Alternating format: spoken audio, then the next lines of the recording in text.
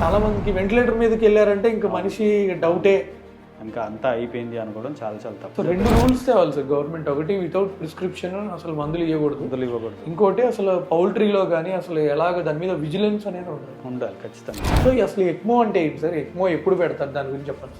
Patient బ్లడ్ని ఆ మెషిన్లోకి పంపించి ఆ మెషిన్లో పేషెంట్ బ్లడ్ని ఆక్సిజనేట్ చేసి ఆక్సిజనేటెడ్ బ్లడ్ని మళ్ళీ పేషెంట్కి అందిస్తారు. ఐసీలో పెట్టారు, ఆ భయం వచ్చింది, ఆయన చనిపోయారు. ఐసీలో పెట్టకపోయినా బతికేవారు అని చాలామంది అంటుంటారు సార్. హై ఇంటెన్స్ థెరపీ జరుగుతుంటుంది, మరణాలు ఎక్కువైతుంటాయి. ఓకే, సో డెఫినెట్గా వాళ్ళకి సార్ అసలు హెల్త్ ఇన్సూరెన్స్ ఎంత ఇంపార్టెంట్, ఎందుకు అవసరం? Patients health is not equal to your money. ప్రతి ఒక్కళ్ళు ఇన్సూరెన్స్ తీసుకోవాలి. చిన్న ఇన్సూరెన్సా పెద్ద ఇన్సూరెన్స్ అనేది కాదు. Health insurance you should make it mandatory. MBBS join అవ్వాలి అని అనుకునే స్టూడెంట్స్కి మీరు ఇచ్చే అడ్వైజ్ ఏంటి? Becoming doctor it might be some dream ఏదో చెప్తారు, బట్ నాకైతే ఇట్స్ లైఫ్ టైం కమిట్మెంట్. చాలామంది ఈ అర్జున్ రెడ్డి సినిమా చూసి అంటే ఎంబీబీఎస్ అంటే ఇంత కామెడీగా ఉంటుందేమో అనుకుంటున్నారు. సార్ మనం సినిమాల్లో చూస్తూ ఉంటాము, అంటే పేషెంట్ చనిపోయినప్పుడు డాక్టర్ వచ్చి కళ్ళద్దాలు తీసేసి మీ పేషెంట్ చనిపోయారు, పేషెంట్ ఈజ్ నో మోర్ అని చెప్తుంటారు. Declaring patient as dead is not an easy job. Hi hello friends, అందరికీ నమస్కారం. నేను మీ doctor Sai Chandra, consultant joint replacement and arthroscopy surgeon, pulse heart super speciality hospital Miyapur. So ఈరోజు మనతో డాక్టర్ నందకిషోర్ గారు ఉన్నారు.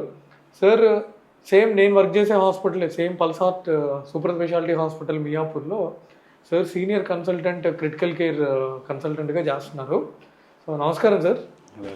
యా, సో ఈరోజు సార్తో చాలా విషయాలు మనం తెలుసుకుందాము. అసలు అంటే సింపుల్గా అర్థం కావాలంటే ఐసీయూలో క్రిటికల్గా చాలా సిక్గా ఉన్న పేషెంట్స్ని చూసుకునే డాక్టర్ గారు అనమాట. Like for example multiple fractures అయిపోయి, బ్రెయిన్ ఇంజూరీ అయిపోయి, లైక్ మల్టిపుల్ ఫ్రాక్చర్స్కి ఆర్థోపెడిక్ సర్జన్ యాజ్ ఆర్థోపెడిక్ సర్జన్గా ఇప్పుడు ప్లేట్ వేసే దగ్గర ప్లేటు, రాడ్ వేసే దగ్గర నెయిల్ వేసే దగ్గర నెయిల్, సో మా పార్ట్ మేము చేస్తాం. ఇట్లా ఫర్ ఎగ్జాంపుల్ సేమ్ పేషెంట్కి హెడ్ ఇంజురీ కూడా అయింది అనుకోండి, సో దానికి న్యూరో సర్జరీ ఆయన చూస్తారు. ఫర్ ఎగ్జాంపుల్ సేమ్ పేషెంట్కి బ్లాడర్ ఇంజురీ అయింది లేదా కిడ్నీ డ్యామేజ్ అయింది, దానికి యూరాలజిస్టో దానికి సంబంధించిన డాక్టర్ చూస్తారు. ఓకే, సో వీళ్ళందరినీ అంటే ఈ ప్రాబ్లమ్స్ అన్నిటినీ చూసే ఒక సింగిల్ డాక్టర్, ఒక సిక్ పేషెంట్స్ని మెయిన్గా చూసేవాళ్ళు, ఎక్కువ ఐసీయూలో లైక్ వెంటిలేటర్ మీద ఉన్న పేషెంట్లని చూసే డాక్టర్లని క్రిటికల్ కేర్ ఫిజిషియన్స్ అంటారు. అంటే డాక్టర్లకు అయితే అర్థమవుతుంది, బట్ కామన్ పీపుల్కి అంతగా అర్థం కాదు కాబట్టి వాళ్ళ కోసమని క్లియర్గా చెప్తున్నాను అనమాట. సో సార్ని అడిగి అసలు సార్ జర్నీ ఎలా స్టార్ట్ అయింది, తర్వాత ఆయన చూసిన చాలా ఛాలెంజింగ్ కేసెస్, వాటన్నిటి గురించి మనం ఈ పాడ్కాస్ట్లో తెలుసుకుందాం. సో నమస్కారం సార్. హాయ్ అండి. యా సార్, మీ గురించి సార్ అసలు మీ పుట్టి పెరిగింది ఎక్కడ, తర్వాత స్కూలింగ్ ఎక్కడ, ఇది కొంచెం చెప్పండి సార్. నేను పుట్టి పెరిగింది ఖమ్మంలో. I was born brought up in there and నా ఎడ్యుకేషన్ అంతా అక్కడే జరిగింది. నా స్కూలింగ్ కానీ ఇంటర్ అంతా అక్కడే జరిగింది. అండ్ ఎంబీబీఎస్ వచ్చేసి నేను కాకతీయ మెడికల్ కాలేజ్ వరంగల్లో చేశాను. ఓకే, 2002 బ్యాచ్ నేను. ఓకే, సో దాని తర్వాత పీజీ ఉస్మానియా చేశాను, ఉస్మానియా మెడికల్ కాలేజ్ హైదరాబాద్లో. So PG in anaesthesia. Okay, so 2009లో అప్పట్లో మేబీ రఫ్గా ఒక 10 or 12 ఉన్నట్టున్నాయి గవర్నమెంట్ కాలేజెస్. అంతే, చాలా ఓవరాల్ అప్పుడు it was a united state. Okay, Telangana Andhra divided లేదు. అండ్ ఓవరాల్ యునైటెడ్ స్టేట్లో we use to have only 8 or 9 medical college, government medical college. Telangana రీజియన్లో only 3, Osmania, Gandhi and Kakatiya medical college. ఇందులో వస్తేనే వచ్చింది, లేదా అసలు ఒక ప్రైవేట్ కాలేజ్కి వెళ్ళే స్కోపే లేదు. ఓకే, సో ప్రైవేట్ కాలేజెస్ ఉన్నాయి 2-3, but the scope was very very less. ఒకవేళ ఇందులో ఈ 3 రాకపోతే మళ్ళీ ఎంట్రన్స్కి ప్రిపేర్ అయ్యి మళ్ళీ రాసి ఖచ్చితంగా ఈ 3 కాలేజీలో తెచ్చుకునే దావే ఉంది. కానీ our thought process use to be like that. So ఇంటర్లో నేను స్టేట్ 2nd ర్యాంక్ వచ్చాను. ఓకే, సో దాని తర్వాత ఎంసెట్ రాసిన తర్వాత కాకతీయ మెడికల్ కాలేజ్లో ఎంబీబీఎస్ సీట్ వచ్చింది. అండ్ 2002 బ్యాచ్ ఇది కంప్లీట్ అయ్యాక next PG 2010 Osmania medical college anaesthesia. అది అయిన తర్వాత 2012 అయిపోయింది. 2013లో నేను సూపర్ స్పెషాలిటీ అంటే క్రిటికల్ కేర్ ఫెలోషిప్ జాయిన్ అయ్యాను. కేర్ హాస్పిటల్ బంజారా హిల్స్లో. It is one of the renowned institute at that time, and few institutes in the city at that time in 2010 to 2015 మధ్యలో. There are hardly few institutes where they used to train critical care programs. So అందులో one of the good institute was Care hospital. అక్కడ నేను నా గురువు గారు doctor Srinivas సామవేదం గారు and doctor Ghanshyam గారు, వాళ్ళిద్దరి కింద ట్రైన్ అయ్యాను నేను. సో ఆ ఫెలోషిప్ అనేది 2 years ప్రోగ్రామ్. సో 2015-2016 వరకు కంప్లీట్ చేయడం జరిగింది. అండ్ అప్పటి నుంచి I worked as a consultant. So ఆ కేర్ హాస్పిటల్ తర్వాత నా ప్రస్థానం కొన్ని రోజులు సన్షైన్ హాస్పిటల్ సికింద్రాబాద్లో చేశాను. దాని తర్వాత మెడికవర్ హాస్పిటల్స్లో 2015 నుంచి as a consultant Medicover hospital Hitec సిటీలో జాయిన్ అయ్యాను. అప్పటి నుంచి ఈ రోజు వరకు కూడా I was there as an ICU consultant. And ఇప్పుడు ఐఎమ్ హెడింగ్ ద డిపార్ట్మెంట్. ఇప్పుడు I'm the head of the department at Pulse super speciality hospitals. So క్లుప్తంగా చెప్పాలంటే this is my journey. And if you look into my entire journey, it is only about humble background and just hard work. అంతే sir. ముఖ్యంగా మనకి critical care దాని importance ఎక్కువ తెలిసింది Covid అప్పుడు sir. Yes. So ఆ ఎక్స్పీరియన్స్ ఎలా అనిపించింది? ఎందుకంటే నేను ఫస్ట్ వేవ్ కోవిడ్ అప్పుడు యశోద సికింద్రాబాద్లో ఉన్నాను. సో అక్కడ అంటే వెళ్ళి మనమే చూడాలి కదా. అంటే అప్పుడు నేను రిజిస్టర్గా ఉండేవాడిని. సో నాకు భయం వేసింది, ఇంద్రా బాబు ఉంటామా పోతామా అని. సరే ఇంక తప్పదు. అంటే first wave COVID was a very very challenging thing. ఎందుకంటే ఫస్ట్ ఆఫ్ ఆల్ అసలు ఆ కోవిడ్ జబ్బు గురించి ఎవరు తెలియదు. It's a new disease. ఏళ్ళ తరబడి నుంచి ఉన్న జబ్బు కాదు. It's a new disease. 2019లో ఫస్ట్ టైం చైనాలో రిపోర్ట్ అయింది. తర్వాత స్లోగా ఇటలీ, యూరోపియన్ కంట్రీస్ నుంచి ఇండియాకి వచ్చింది. So nobody knows about the disease. దాని ట్రీట్మెంట్ ఏంటి, దాని లక్షణాలు ఏముంటాయి, అసలు పేషెంట్కి ఏం ట్రీట్మెంట్ ఇవ్వాలి, ఎన్ని రోజులు పడుతుంది, అవుట్కమ్స్ ఎలా ఉంటాయి, ఏమీ తెలియదు. So that was a major challenging in first wave. So చాలా ఫస్ట్ వేవ్లో అది వచ్చినప్పుడు ఈ మందు ట్రై చేయండి, ఆ మెడిసిన్ ట్రై చేయండి, ఇట్లా చేస్తే రాదు, అట్లా చేస్తే రాదు అని చాలా వచ్చాయి. But that was the main reason. జనాలలో కూడా ఒకలాంటి భయం క్రియేట్ చేసింది. And the number of deaths it caused, that created a lot of panic among the common people. So ఇవన్నిటి వల్ల మనకు కూడా ఒకలాంటి భయం అనేది వచ్చింది. కానీ కోవిడ్ వల్ల మనకు చాలా నేర్చుకున్నాం ఫస్ట్ థింగ్. ఎందుకంటే it has shown the entire country how to use the resources. అసలు మన దగ్గర రీసోర్సెస్ ఏం లేవు అప్పుడు. ఒక పర్సనల్ ప్రొటెక్టివ్ ఎక్విప్మెంట్ లేదు, ఒక మెడికేషన్స్ లేవు, ఓకే, ఎన్ఎఫ్ హాస్పిటల్ బెడ్స్ లేవు, ఓకే. సో ఇవన్నిటిని కూడా మనం ఎదుర్కొని second wave within span of 6 months to 1 year the second wave has come. And ఆ సెకండ్ వేవ్లో మనం దాన్ని చాలా బాగా ఎదుర్కొన్నాము. So really hats off to our entire government. అండ్ చాలా బాగా ఎదుర్కొన్నాం వ్యాక్సినేషన్స్ కానీ ఇవన్నీ. But COVID has taught us not only these lessons. COVID has taught us how to be emotionally strong, how to be, what is the importance of your lifestyle. మన life స్టైల్ని ఎలా మెరుగుపరచుకోవాలి, what is the importance of that. ఎందుకంటే చాలామంది who didn't have a proper lifestyle only, they have severely affected to COVID. Okay, ఒబెసిటీగా ఉండడం కానీ లేకపోతే వేరే కోమార్బిడ్స్ కానీ వీటన్నిటి వల్ల. సో in fact COVID has taught us a lot of things. COVID అప్పుడు నా ఎక్స్పీరియన్స్ ఏంటంటే ఫస్ట్ పేషెంట్ చూడడం, అప్పటికి ఇంకా అడ్మిట్ అయిపోతున్నారు పేషెంట్స్.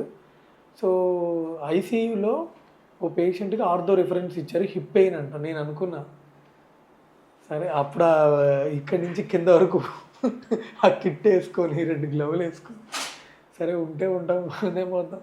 ఇల్లు అసలు ఫస్ట్ పేషెంట్ని టచ్ చేసినప్పుడు అయితే నాకు వేళ్ళు షివరింగ్స్. ఇంకా సీనియర్ డాక్టర్లు చాలామంది, అంటే సీనియర్ కన్సల్టెంట్స్ అందరూ అప్పుడు వచ్చేవాళ్ళు కాదు. సో ఇక రిజిస్టార్లు మాకు ఐసీ డ్యూటీస్ కూడా వేసారు. అంటే అన్ని హాస్పిటల్స్లో ఆల్మోస్ట్ మీరు అన్నట్టు బెడ్స్ ఎనఫ్ లేక, మ్యాన్ పవర్ లేక అందరినీ వాడుకోవడం జరిగింది. సో మీ కోవిడ్ అప్పుడు మీరు మర్చిపోలేని ఒక సంఘటన చెప్పండి సార్. ఓ పేషెంట్ మీరు ట్రీట్ చేసిన ఇన్సిడెంట్. ఓకే, కోవిడ్లో there are many experiences. There are very what do you say, sad experiences as well as very happy moments. First and second వేవ్స్లో యాజ్ ఫార్ యాజ్ పేషెంట్స్, మేము ఐసీయూలో treat చేస్తాం. So ఐసీయూలోకి the sickest of the patient comes. కోవిడ్లో కూడా simple fever వచ్చి వాళ్ళకి ఏం సింటమ్స్ లేని వాళ్ళని కాకుండా సివియర్ లంగ్ డ్యామేజ్ అయ్యి ఓకే మల్టీ ఆర్గాన్ డిస్ఫంక్షన్ ఉండి అలా పేషెంట్ ప్రాణాపాయ స్థితిలో ఉన్న వాళ్ళని ట్రీట్ చేసాం. సో ఆ first 2 waves what was the bad experience was we lost many young patients who are bread winners for the family. ఒక ఫ్యామిలీకి మూల స్తంభం లాగా నిల్చోవాల్సిన వ్యక్తి ఓకే అతను బాగా డిటీరియేట్ అయ్యి చనిపోవడం, ఆ ఫ్యామిలీలు ఇప్పటికి కూడా కోలుకోలేదు చాలామంది. Okay so that was a very bad experience and there is nothing much we could do. Okay so that was the very bad experience. Of course good experiences చాలా ప్రతి పేషెంట్ సిక్ పేషెంట్ మనం intense treatment ఇచ్చి improve అయినప్పుడు డెఫినెట్గా it will give a very boosting thing for us. I mean మనకి daily motivation ఏంటి అని అంటే patient improvement itself. When you treat a patient and the patient improves that is the biggest motivation right. So నేను critical care తీసుకోవడానికి కూడా one of the main reason ఏంటి అని అంటే అదే. ఓకే సో మెయిన్లీ ఏంటంటే మనకి ఇప్పుడు ఒక పేషెంట్ ప్రాణాపాయ స్థితిలో వచ్చాడు, అతన్ని ట్రీట్ చేసాం 2 weeks కావచ్చు 3 weeks కావచ్చు, చాలా కష్టపడ్డాం. At the end of the day patient recover ఇంటికి వెళ్ళేటప్పుడు the immense satisfaction it gives that is the most important inspiration for me to take in to this critical care. From the beginning కూడా if you see నేను house surgeoncy టైంలో కూడా నాకు casualty postings అంటే చాలా ఇష్టం ఉండేది. క్యాజువాలిటీ అంటే ఎమర్జెన్సీ పోస్టింగ్స్. సో అక్కడ you get a lot of patients in an emergency wear life threatening కండిషన్స్లో వస్తారు. వాళ్ళని ఇమీడియట్గా మనం కావాల్సిన ట్రీట్మెంట్ చేసి స్టెబిలైజ్ చేసి నెక్స్ట్ లెవెల్ ఐసీయూ కేర్కి పంపించేవాళ్ళం. తర్వాత ఎమర్జెన్సీ మెడిసిన్ పోస్టింగ్స్లో అదే చాలా కిక్ ఇచ్చేది. అరే భలేగుందే, ఒక పేషెంట్ పామ్ కార్డ్ తోటి వచ్చాడు, ఒక పేషెంట్ ఓపీ పాయిజనింగ్ తీసుకొని వచ్చాడు, ఒక patient severe sepsis hyper tension తోటి వచ్చాడు. సో ఈ సబ్సెట్ ఆఫ్ పేషెంట్స్ అందరినీ చూసి వాళ్ళని స్టెబిలైజ్ చేసి ఇమ్మీడియట్గా ఐసీయూకి షిఫ్ట్ చేసినప్పుడు వచ్చిన సాటిస్ఫాక్షన్ వాజ్ ఇమ్మెన్స్. అండ్ ఇమ్మీడియట్గా దాని తర్వాత మెడిసిన్ పోస్టింగ్లో we're posted in the ICUs there. అక్కడ ఐసీయూలో చూసిన తర్వాత ఆ లెవెల్ ఆఫ్ కేర్ ఇంకా ఎక్కువ ఉంది. అంటే మొన్న క్యాజువాలిటీ నుంచి షిఫ్ట్ చేసిన పేషెంట్ ఐసీయూలోకి వచ్చి ఐసీయూలో చాలా రోజులు ట్రీట్మెంట్ తీసుకొని పైకి కిందికి అవుతూ ట్రీట్మెంట్ లాస్ట్కి మంచిగా రికవర్ అయ్యేప్పుడు that itself at that point of time I have decided as I have to choose a field where I have to I can make a difference to the patients. And critical care is a challenging thing. And every second matters. You have to make quick decisions. Time ఉండదు. ఉన్న టైంలోనే you have to make quick decisions. Complete conscious alertness ఉండాలి. And you should monitor patients' outcomes on a minute to minute basis. So ఈ concept నాకు first నుంచే నా బ్రెయిన్లో ఇమిడిపోయింది. So I found out ways ఎట్లా మనం దీంట్లోకి వెళ్ళాలి, what are the ways where I can go into this critical care. So నాకు ఫస్ట్ నుంచే అంటే చాలామందికి బై ఛాన్స్ వెళ్తుంటారు, అంటే పేషెంట్ అది మనకి ఎంట్రన్స్ రాసిన తర్వాత వచ్చిన ర్యాంక్ బట్టి సీట్ తీసుకోవడం. కానీ నాకు పీజీ ఎంట్రన్స్లో నాకు వచ్చిన ర్యాంక్కి I had surgical branches, I had MS general surgery, I had orthopaedics. Okay private కాలేజ్లో కొన్ని ఉన్నాయి seats, I had dermatology, ophthalmology, everything I have. But I chose anaesthesia because I thought, okay, if I do anesthesia and after anesthesia I can do critical care. So అప్పటి నుంచే నాకు so I took it only as a choice, not by a chance.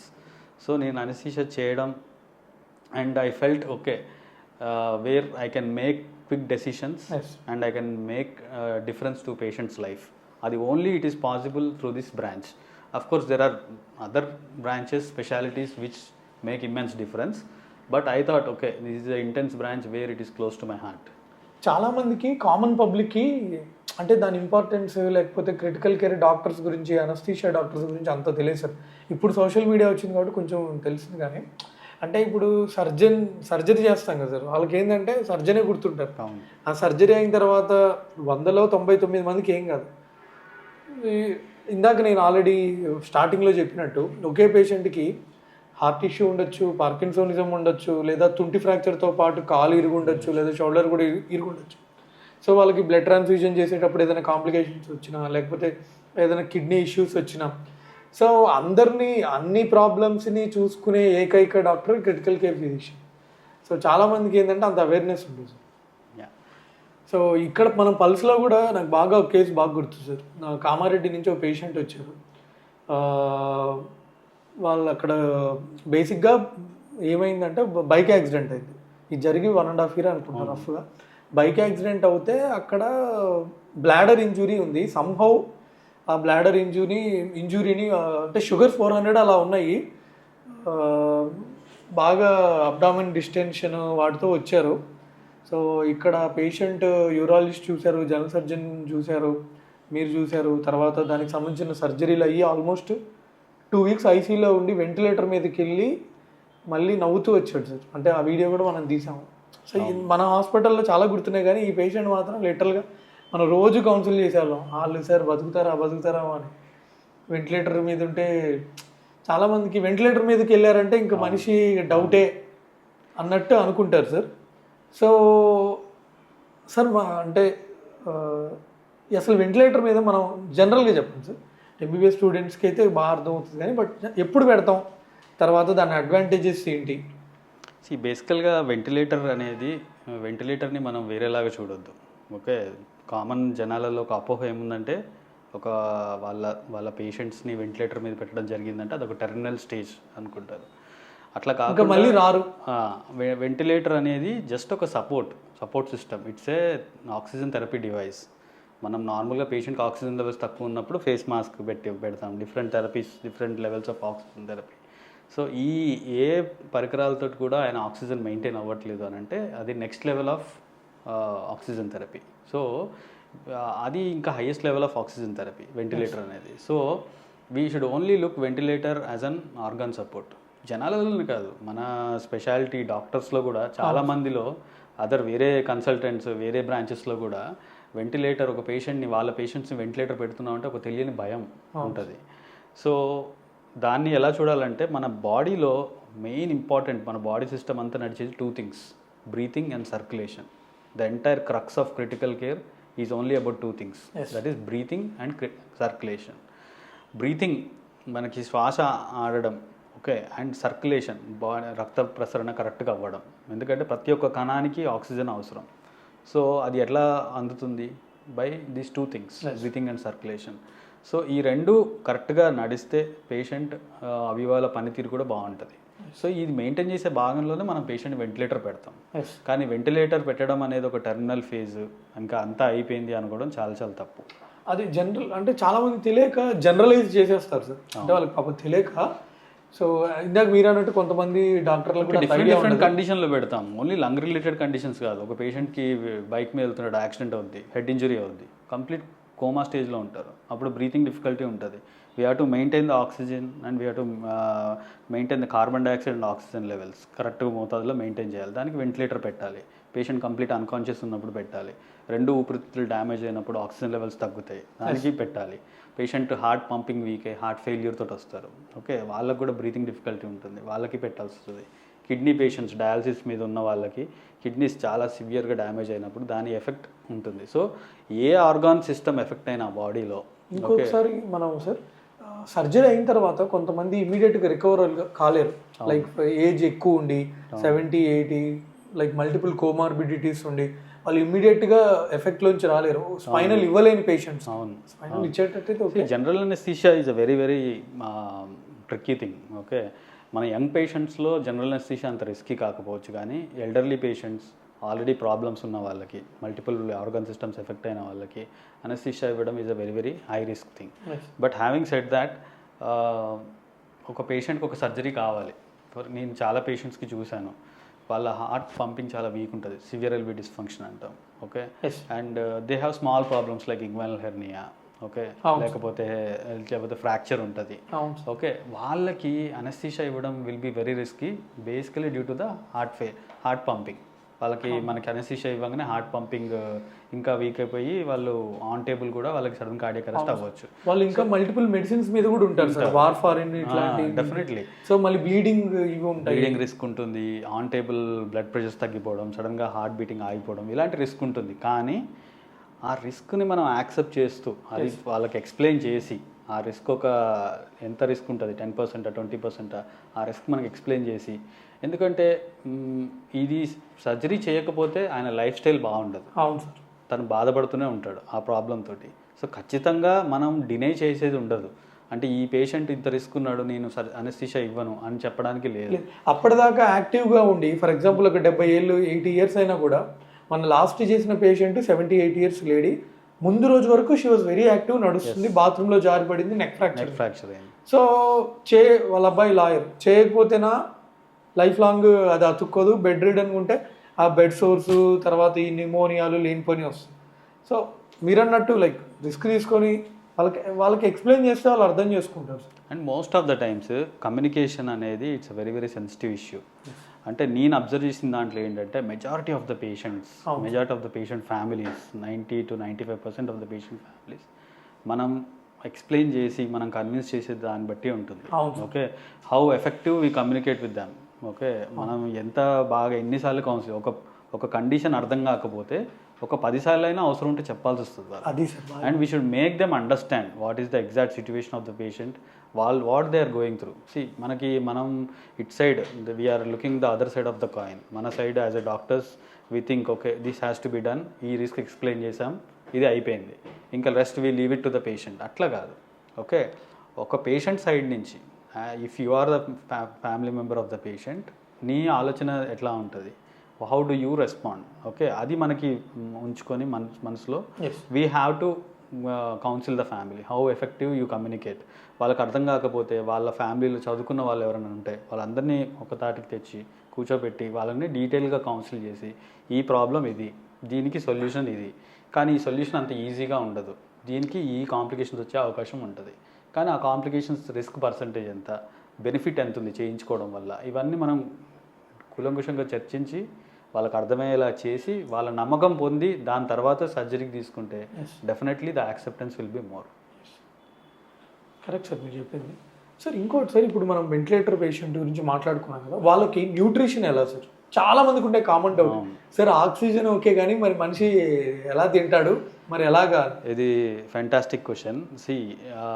Nutrition is the most vital part. ఇప్పుడు మామూలుగా మనము, ఎందుకంటే మీరు ఎక్కువ పేషెంట్కి కౌన్సిలింగ్లో న్యూట్రిషన్ గురించి బాగా చెప్తారు. డెఫినెట్లీ, ఎందుకంటే ఇప్పుడు ఏ బాడీ సిస్టమ్ రన్ అవ్వాలంటే ఒక ఫ్యూయల్ కావాలి. ఓకే, ఆ ఫ్యూయల్ అనేది న్యూట్రిషన్ ప్రొవైడ్ చేస్తుంది. ఓకే, సో ఒక పేషెంట్ బాగా సిక్ అయ్యి ఎక్కడ హాస్పిటల్ అడ్మిట్ అయినప్పుడు ఆ రికవరీకి తోడ్పాటు చేసేది ఓన్లీ మెడిసిన్స్ కాదు. మెడిసిన్స్ కొంతవరకు డిసీజ్ని కంట్రోల్ చేస్తుంది. Okay, but recovery and the healing process is done majority by the nutrition. మన ఏన్షియంట్ మన పూర్వపు తరాల వాళ్ళు కూడా న్యూట్రిషన్ మీద బాగా ఎంఫసైజ్ చేశారు. అంటే మనకి చిన్న జ్వరం వచ్చి ఇంట్లో పడుకున్నా కానీ ఒక డిఫరెంట్ టైప్ ఆఫ్ ఫుడ్ ఇస్తారు. ఓకే, అండ్ రికవరీ ఫేజ్లో కొంచెం బాగా స్ట్రెంత్ రావడానికి మంచి పౌష్టికాహారం ఇస్తారు. Okay, so there is very very strong emphasis on nutrition. ఏమవుతుందంటే ఒక పేషెంట్ రికవరీకి న్యూట్రిషన్ చాలా చాలా ఇంపార్టెంట్. ఓకే, వూండ్ హీలింగ్ కానీ ఓవరాల్ హీలింగ్ ప్రాసెస్లో న్యూట్రిషన్ రోల్ చాలా ఉంటుంది. అయితే ఐసీయూలో పేషెంట్స్ వెంటిలేటర్ మీద ఉన్న వాళ్ళకి ఆల్రెడీ వెంటిలేటర్ ట్యూబ్ ఉంటుంది, పేషెంట్ అన్కాన్షియస్ ఉంటారు, మరి వాళ్ళకి ఫీడింగ్ ఎట్లా, వాళ్ళు నోటి ద్వారా తీసుకోలేరు. సో వాళ్ళకి ఎంటరల్ న్యూట్రిషన్ అని ఉంటుంది. అంటే మనం సపరేట్గా ఒక చిన్న పైప్ వేస్తాం పొట్టలోకి, we call it as Ryle's tube. Okay, ఆ రైల్స్ ట్యూబ్ ఫీడ్స్ మాత్రమే ఇవ్వగలం. ఓకే, అయితే వీళ్ళకి ఏంటంటే నార్మల్ ఫుడ్ ఇవ్వలేము. లైక్ నార్మల్ మనం తినే food, solid foods like rice, vegetables అలాంటివి ఇవ్వలేము. ఓకే, సో వాళ్ళకి ఏం చేస్తాం అంటే వాళ్ళ బాడీ వెయిట్ ఏంటి, వాళ్ళ ప్రపోర్షన్, వాళ్ళకి ఎంత ప్రోటీన్ రిక్వైర్మెంట్ ఉంది, వాళ్ళ ఎంత క్యాలరీ రిక్వైర్మెంట్ ఉంది, అది ఎగ్జాక్ట్గా క్యాల్కులేట్ చేసి ఫార్ములా ఫీడ్స్ ఇవ్వడం జరుగుతుంది. ఓకే, ప్రీవియస్గా కొన్ని కిచెన్ ఫీడ్స్ కూడా ఇచ్చేవాళ్ళు, సూప్స్ అని, కొన్ని లిక్విడ్స్, సూప్స్ కానీ జావల్ కానీ అవన్నీ ఇచ్చి చేసేవాళ్ళు. But what they observed was the rate of contamination కానీ, అంటే ఆ తయారు చేసే విధానంలో ఏదైనా కంటామినేషన్ అయినా పేషెంట్కి డయేరియా రావడం ఇవన్నీ ఉంటుంది. సో ఓవరాల్గా ఇప్పుడు అప్రూవ్డ్ థింగ్ ఏంటంటే ఎవిడెన్స్ ప్రకారం formula feeds are the best feeds for patients who are on the ventilator. వాళ్ళకి ఫార్ములా ఫీడ్స్లో ఏంటంటే ఒక ప్రోటీన్ ఫార్ములా వస్తుంది, దాన్ని మనం క్యాల్కులేట్ చేసి పేషెంట్ బాడీ వెయిట్ ఎన్ని స్కూప్స్ యాడ్ చేయాలి అని చేసేసి దాన్ని తగ్గట్టుగా మనం ఫార్ములా ఫీడ్స్ ఇస్తాం. And it is very very important, ఆ పేషెంట్కి మనం ఇచ్చేది సరిపోతుందా లేదా రీఅసెస్ చేయాలి, ఎవ్రీ డే రీఅసెస్ చేయాలి, అది ఎంత అసిమిలేషన్ అవుతుంది. ఎందుకంటే ఇలాంటి పేషెంట్స్ అందరూ they will be very high catabolic స్టేట్లో ఉంటారు. అంటే ఒక పేషెంట్ని వెంటిలేటర్ మీద పెట్టి ఇన్ఫెక్షన్ ఉండి పేషెంట్కి బ్లడ్ ప్రెషర్స్ తక్కువ ఉన్నప్పుడు బాడీ కెటబాలిజం అనేది చాలా హై ఉంటుంది. అండ్ ఆ కెటబాలిజంలో ఫస్ట్ పేషెంట్ లూజ్ అయ్యేది muscle mass. The protein gets catabolised very fastly. So అది మనకు కళ్ళకు కనిపించదు. Over a period of time 2-3 weeks తర్వాత పేషెంట్ లీన్ అయిపోతాడు, మొత్తం ఎడిమా ఫామ్ అవుతుంది, కాళ్ళు చేతులు వాపులు వచ్చేస్తాయి. అండ్ వాళ్ళ ప్రోటీన్ వాల్యూస్ చూస్తే ప్రోటీన్ వాల్యూస్ చాలా తక్కువ అవుతాయి. సో ఇది గుర్తుపెట్టుకొని మనం డే 1 నుంచే వాళ్ళకి, అంటే నిన్ననే వచ్చాడు కదా ఇంకొక 2-3 డేస్ వెయిట్ చేద్దాం అట్లా కాకుండా వచ్చిన రోజు నుంచే మనం న్యూట్రిషన్ని ఇనిషియేట్ చేయాలి. వీళ్ళందరూ మీరు అన్నట్టు చాలా సిక్ పేషెంట్స్ ఇవి ఉంటారు సార్. ఈ మధ్యకాలంలో అంటే మనం ఎక్కువ సోషల్ మీడియాలో కూడా అవి చూస్తున్నాం, ఐసీయూలో ఎక్కువ యాంటీబయాటిక్ రెసిస్టెన్స్ పెరిగిపోయింది ముఖ్యంగా మన ఇండియాలో అని చెప్పేసి. సో దాన్ని ఎలా అరికట్టచ్చు సార్? డెఫినెట్లీ అండి, this is a very very very good topic and this is the topic of the time actually. Antibiotic రెసిస్టెన్స్కి మెయిన్గా 2 కారణాలు. ఒకటి ఇర్రేషనల్ యూజ్ ఆఫ్ యాంటీబయాటిక్స్, అంటే అవసరం ఉన్నా లేకపోయినా యాంటీబయాటిక్స్ వేసుకోవడం. And over the counter medicines ఈజీగా తీసుకోవడం. అంటే ఒక చిన్న జలుబు వస్తుంది, most of the time seasonal changes, flu infections, viral infections are very common. జలుబు దగ్గు రాగానే పేషెంట్స్ ఓవర్ ద కౌంటర్ వెళ్ళి ఆ మెడికల్ షాప్ అతన్ని నాకు జలుబు దగ్గు వస్తే అతను ఒక అజిత్రోమైసినో లివోఫ్లాక్సినో లేకపోతే ఆగ్మెంటినో ఇలాంటివి they are the most commonly abused antibiotics. అదే సార్, నాకు తెలిసి ఇప్పుడు యుఎస్ కానీ యూకే కానీ వాళ్ళకి ఏదైనా ఒక టాబ్లెట్ దొరకాలంటే అదొక పెద్ద ఇది, చాలా ముందు జీపీ దగ్గరికి వెళ్ళాలి, తర్వాత అదొక పెద్ద తతంగం, నెలల తరబడి అసలు డాక్టర్ అపాయింట్మెంట్లో. Over the counter medications only కొన్నే ఉంటాయి అక్కడ, కొన్ని పారాసెటమాల్, కొన్ని యాంటీహిస్టమినిక్స్ కోల్డ్ వచ్చినప్పుడు వేసుకోవడానికి, సిట్రిజిన్ ఇలాంటివి ఉంటాయి తప్ప యాంటీబయాటిక్స్ ప్రిస్క్రిప్షన్ కావాలంటే ఒక ప్రాపర్ ఫిజిషియన్ కన్సల్టేషన్ తీసుకొని అతను అడ్వైస్ చేసిన తర్వాతే తీసుకోవాలి. ఇండియాలో కూడా అలాంటి రూల్స్ తీసుకొని రావాలి సార్ ఖచ్చితంగా. ఇక్కడ అంటే యాంటీబయాటిక్స్ కూడా మెడికల్ షాప్లో హ్యాపీగా అంటే అసలు ఎవరు అడగరు మీకు ఇది ఎవరు రాశారు, మీరు ఇది ఎందుకు తీసుకుంటున్నారు, ప్రిస్క్రిప్షన్ ఇవ్వండి అని చాలా తక్కువ అడగడం, ఎవరు అడగరు. అండ్ మన ఏ యాంటీబయాటిక్ అయితే ఆ యాంటీబయాటిక్ తీసుకుంటాం. So that is the reason for the main antibiotic resistance. And నేను మొన్న పేషెంట్ని చూశాను సార్ ఓపీలో, వాళ్ళంతటా వాళ్ళు సెల్యులైటిస్కి ఇమిపినం వాడుతున్నారు, ఇంకా డాక్టర్ ఎవరు ఇస్తున్నారంటే అక్కడ దగ్గరలో మెడికల్ షాప్. ఇంకా మనం ఏం అండ్ గవర్నమెంట్ రూల్స్ తెలిస్తే తప్ప అండ్ మన దగ్గర అంటే వేరే ప్రాక్టీస్ కూడా ఎక్కువైపోయింది. అంటే క్వాక్స్ కానీ ఓకే వాళ్ళ ప్రాక్టీస్ కూడా ఉండడం వల్ల వాళ్ళ ఇన్ఫ్లుయెన్స్, ఎస్పెషల్లీ రూరల్ ఏరియాస్లో వాళ్ళ ఇన్ఫ్లుయెన్స్ చాలా ఉంటుంది జనాల మీద. ఎందుకంటే he is the first go to person, వాళ్ళ పేషెంట్కి ఏదైనా కానీ ఫస్ట్ ఇమ్మీడియట్గా అందుబాటులో ఉంటాడు కాబట్టి ఇమ్మీడియట్గా గో టు పర్సన్ తనే. సో వాళ్ళు ఏంటంటే కొంచెం ఇన్అడక్వేట్ నాలెడ్జ్ ఉంటుంది కాబట్టి వాళ్ళు ఇన్ఫెక్షన్ మన తెలుగు రాష్ట్రాల్లోనే ఎక్కువ ఉంది. తమిళనాడులో లేదు సార్, కేరళలో లేదు, నాకు తెలిసి కర్ణాటకలో లేదు క్వాక్స్. సో వాళ్ళు కూడా యాంటీబయాటిక్స్ని ఇర్రేషనల్గా, అంటే యాంటీబయాటిక్స్ వాడడం ఇంపార్టెంట్ కాదు, ఏ రకమైన ఇన్ఫెక్షన్కి ఏ ఆర్గనిజం ఉంటుంది ఆ ఆర్గనిజంకి యాంటీబయాటిక్ పనిచేస్తుందా లేదా దాన్ని బట్టి ఇవ్వాలి యాంటీబయాటిక్. అంటే ఏ యాంటీబయాటిక్ అయినా ఏ ఇన్ఫెక్షన్కైనా పనిచేస్తుంది అనుకోవడం చాలా తప్పు.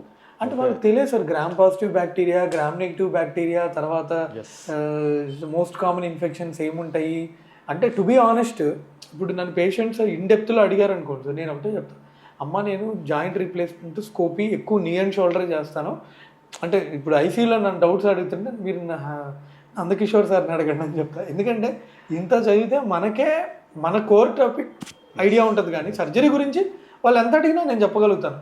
కాకపోతే వాళ్ళు రేపు ఏమవుతుంది తర్వాత ఈ యాంటీబయాటిక్స్ గురించి కానీ అంటే మనకు ఐడియా ఉంటుంది, కానీ సార్ మీకున్నంత ఐడియా ఆర్థోపెడిక్ సర్జన్స్కి మిగతా వాళ్ళకు ఉండదు. సో డాక్టర్లకి అంత ఐడియా లేనప్పుడు సింపుల్ వాటికి మనం చెప్పగలుగుతాం, కామన్ పీపుల్కి లేదా చదువుకోని వాళ్ళకి definitely it's like a bread and butter topic for our ICU thing. అంటే infection control practices, safety precautions, how do you prevent infection, వీటి మీద ఎంఫసైజ్ చేసి అండ్ అప్రోప్రియేట్ యాంటీబయాటిక్స్ పెట్టడం కూడా we take it as a pride. ఇక్కడ ఏంటంటే sir మన మీద బ్లేమ్ చాలా ఈజీగా పడిపోతుంది sir. Sorry to tell camera ముందు, ఇండియాలో ఇప్పుడు రీసెంట్గా చిన్నపిల్లలు చాలామంది చనిపోయారు సార్, మీరు చూసే ఉన్నారు కదా, కోల్డ్ సిరప్ తాగి, కాఫ్ సిరప్ తాగి. దానికి కూడా ఎట్లా ఉంటుందంటే జనాల పర్సెప్షన్ డాక్టర్ మీద వేస్తారు.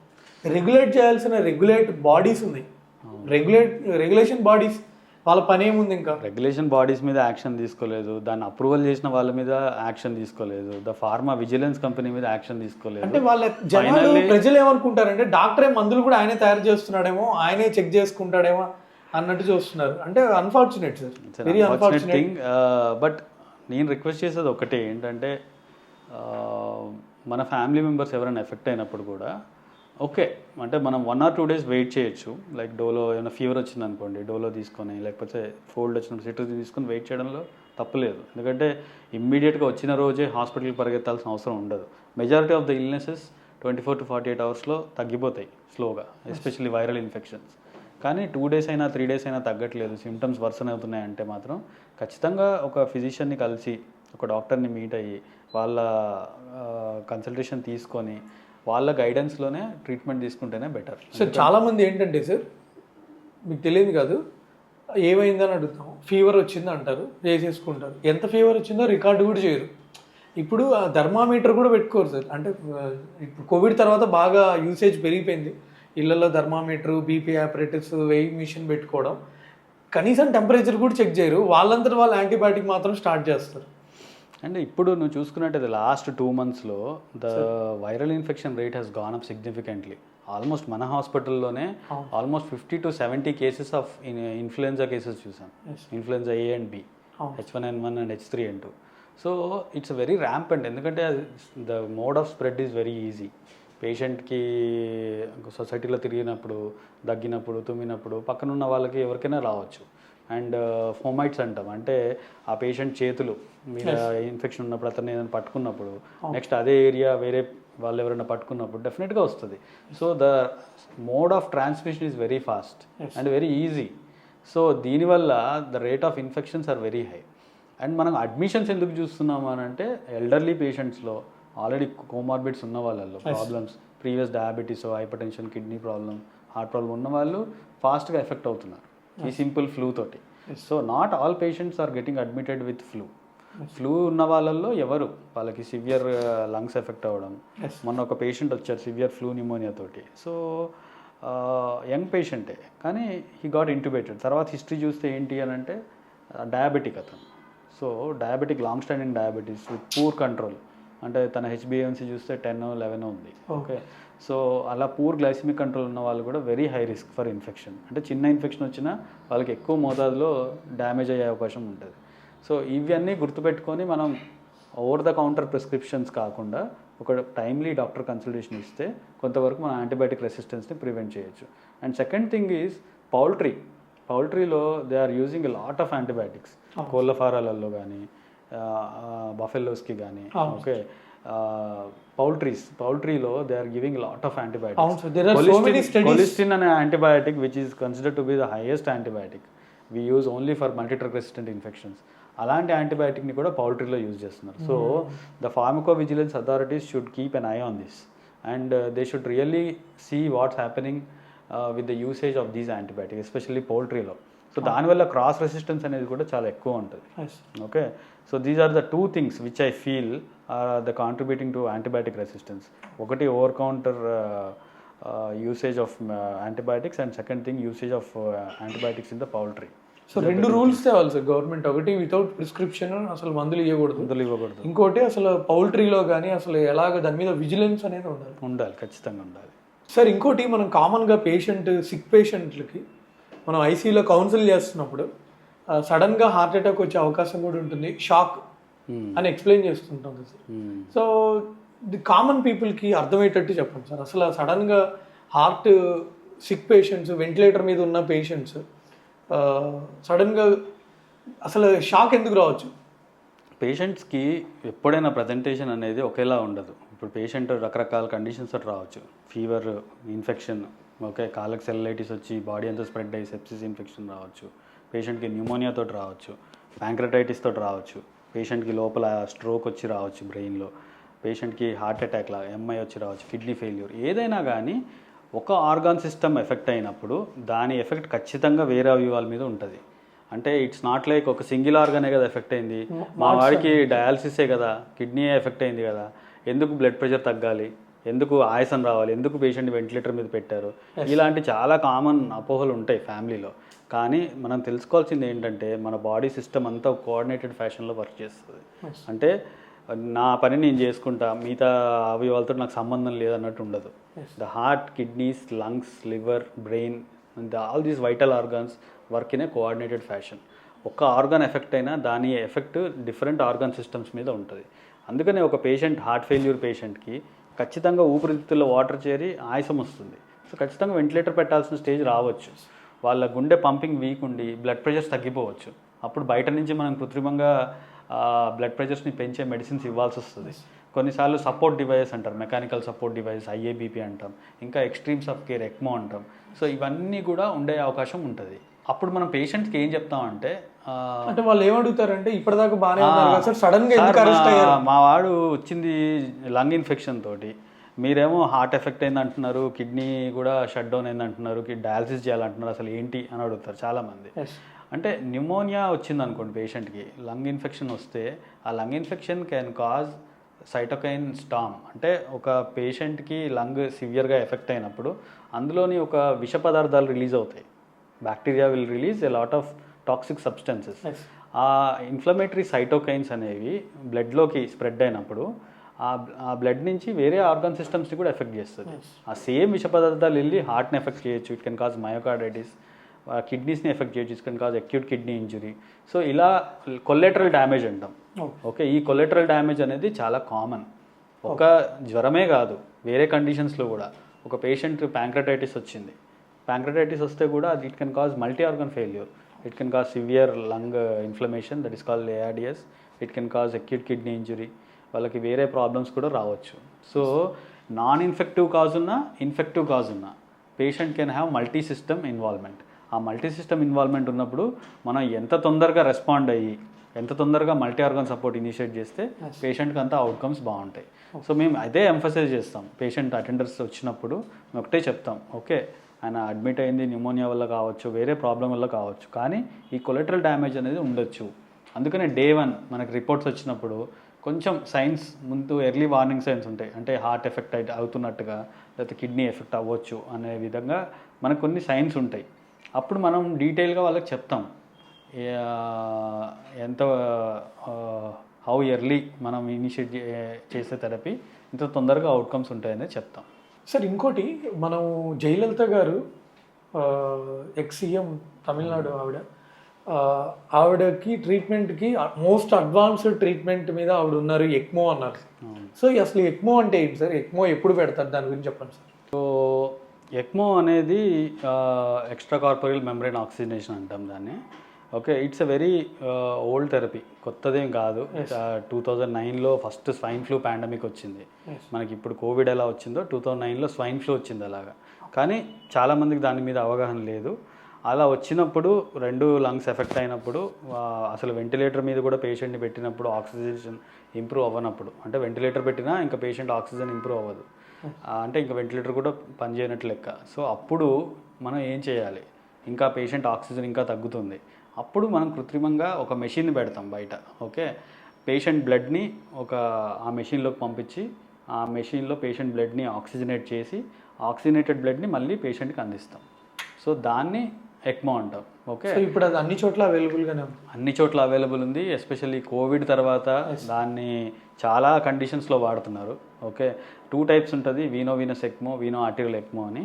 హార్ట్ కండిషన్స్, లంగ్ కండిషన్స్, ఈ 2 కండిషన్స్కి ఈ పరికరం పెడతారు. కాకపోతే it's a quite expensive therapy. Okay, so ఏ పేషెంట్కి పెట్టాలి, ఏ పేషెంట్ బెనిఫిట్ అవుతాడు అనేది choosing the patient is most important. అంటే ఏ పేషెంట్ వచ్చినా వాళ్ళకి ఎక్మో ఆఫర్ చేయడం అట్లా కాదు, అసలు ఆ పేషెంట్ ఎక్మోకి సూటబులా కాదా, what is the exact indication. ఎందుకంటే అదొక అంత హై ఇంటెన్స్ థెరపీ, అంత హై ఎక్స్పెన్సివ్ థెరపీ పెట్టినప్పుడు అవుట్కమ్స్ అనేవి కూడా మనం ఆలోచించాలి. పేషెంట్స్కి మంచి అవుట్కమ్స్ ఉన్నాయి, ద ప్రాబబిలిటీ ఆఫ్ రికవరీ బాగుంది అంటే అప్పుడు we can offer the ECMO to the patients. And it's a very very fantastic and fascinating therapy. So చాలా పేషెంట్స్ని మనం ఎక్మో మీద పెట్టి రికవర్ అయ్యి వాళ్ళని చాలా బాగా చూసాం. జయలలిత గారు కూడా, జయలలితనే గారే కాదు, బాలసుబ్రహ్మణ్యం గారిని పెట్టారు. సింగర్ బాలసుబ్రహ్మణ్యం గారిని కూడా ఎక్మో మీద పెట్టారు. ఆయన 2 లంగ్స్ కోవిడ్ టైంలో ఫెయిల్ అయినప్పుడు ఆయన్ని కూడా ఎక్మో మీద పెట్టడం జరిగింది. సో చాలా పేషెంట్స్కి ఎక్మో పెట్టడం జరుగుతుంది, కానీ స్టిల్ వాళ్ళు మరి ఎందుకు సర్వైవ్ అవ్వలేదు అని అంటే, ఎక్మో అనేది జస్ట్ ఒక బ్రిడ్జింగ్ థెరపీ మాత్రమే. ఓకే, పేషెంట్ లంగ్స్ ఇంప్రూవ్ అయ్యే వరకు టెంపరీగా పెడతాం, ఆ లంగ్స్ ఇంప్రూవ్ అయిన తర్వాత తీసేస్తారు. కానీ వేరే కారణాల వల్ల కూడా వాళ్ళు చనిపోయే అవకాశం ఉంటుంది. సో ఎక్మోని మనం only as a bridging therapy లాగా కన్సిడర్ చేయాలి. సార్ ఇంకొకటి సార్, నేను కోవిడ్ అప్పుడు చూశాను, ఒక ఫ్యామిలీలో ఒక ఆవిడ ఉన్నారు, ఆవిడకి ఒక చిన్న బాబు 4 years బాబు. ఆవిడ కిరాణా షాపు మెడికల్ షాప్ ఏదో ఉండేది వాళ్ళకి. వాళ్ళ ఆయన సాఫ్ట్వేర్ ఇంజనీర్. వాళ్ళ అత్త మామ వాళ్ళు ఉండేవారు. ఆ ఫ్యామిలీలో వాళ్ళ ఆయన చనిపోయారు సార్. వాళ్ళ మామయ్య గారు చనిపోయారు కోవిడ్ వల్ల.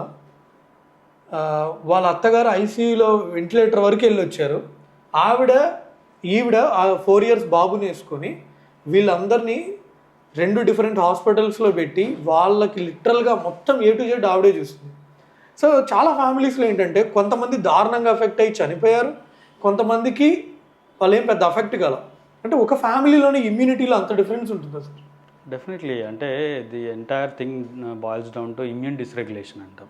ఓకే, అంటే కోవిడ్ సెకండ్ వేవ్లో ఎస్పెషల్లీ మనము యంగ్స్టర్స్ చనిపోవడం చూసాం. ఎల్డర్లీ పేషెంట్స్ కొంచెం తక్కువే, కానీ యంగ్స్టర్స్ చనిపోయారు 30-40 years ఏజ్ గ్రూప్లో. The reason for it is immune dysregulation. అంటే కోవిడ్ బాడీ ఎఫెక్ట్ అయినప్పుడు, కోవిడ్ అనే కాదు ఏ ఇన్ఫెక్షన్ బాడీకి ఎఫెక్ట్ అయినప్పుడు ఆ బాడీ ఎట్లా రెస్పాండ్ అవుతుంది, బాడీ ఏం చేస్తుంది, it will try to fight the infection. So ఆ ఫైట్ చేసే ప్రక్రియలో ఏం చేస్తుంది అంటే it will release lot of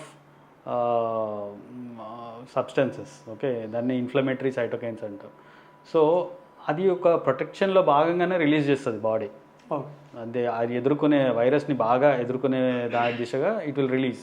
కానీ ఆ cytokines it will cause own body system damage. దాన్ని ఇమ్యూన్ డిస్రెగ్యులేషన్ అంటాం. ఆ ఇమ్యూన్ డిస్రెగ్యులేషన్ ఎంత హై ఉంటే బాడీ డ్యామేజ్ అంత ఎక్కువ ఉంటుంది.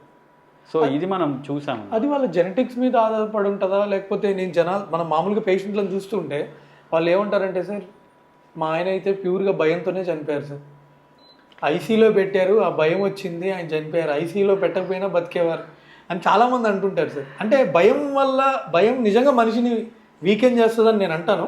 బట్ ఓవరాల్గా అంటే నేనేమనుకుంటున్నా అంటే ఇమ్యూనిటీ డౌన్ ఉండడం వల్ల ఏమో అనుకుంటున్నా.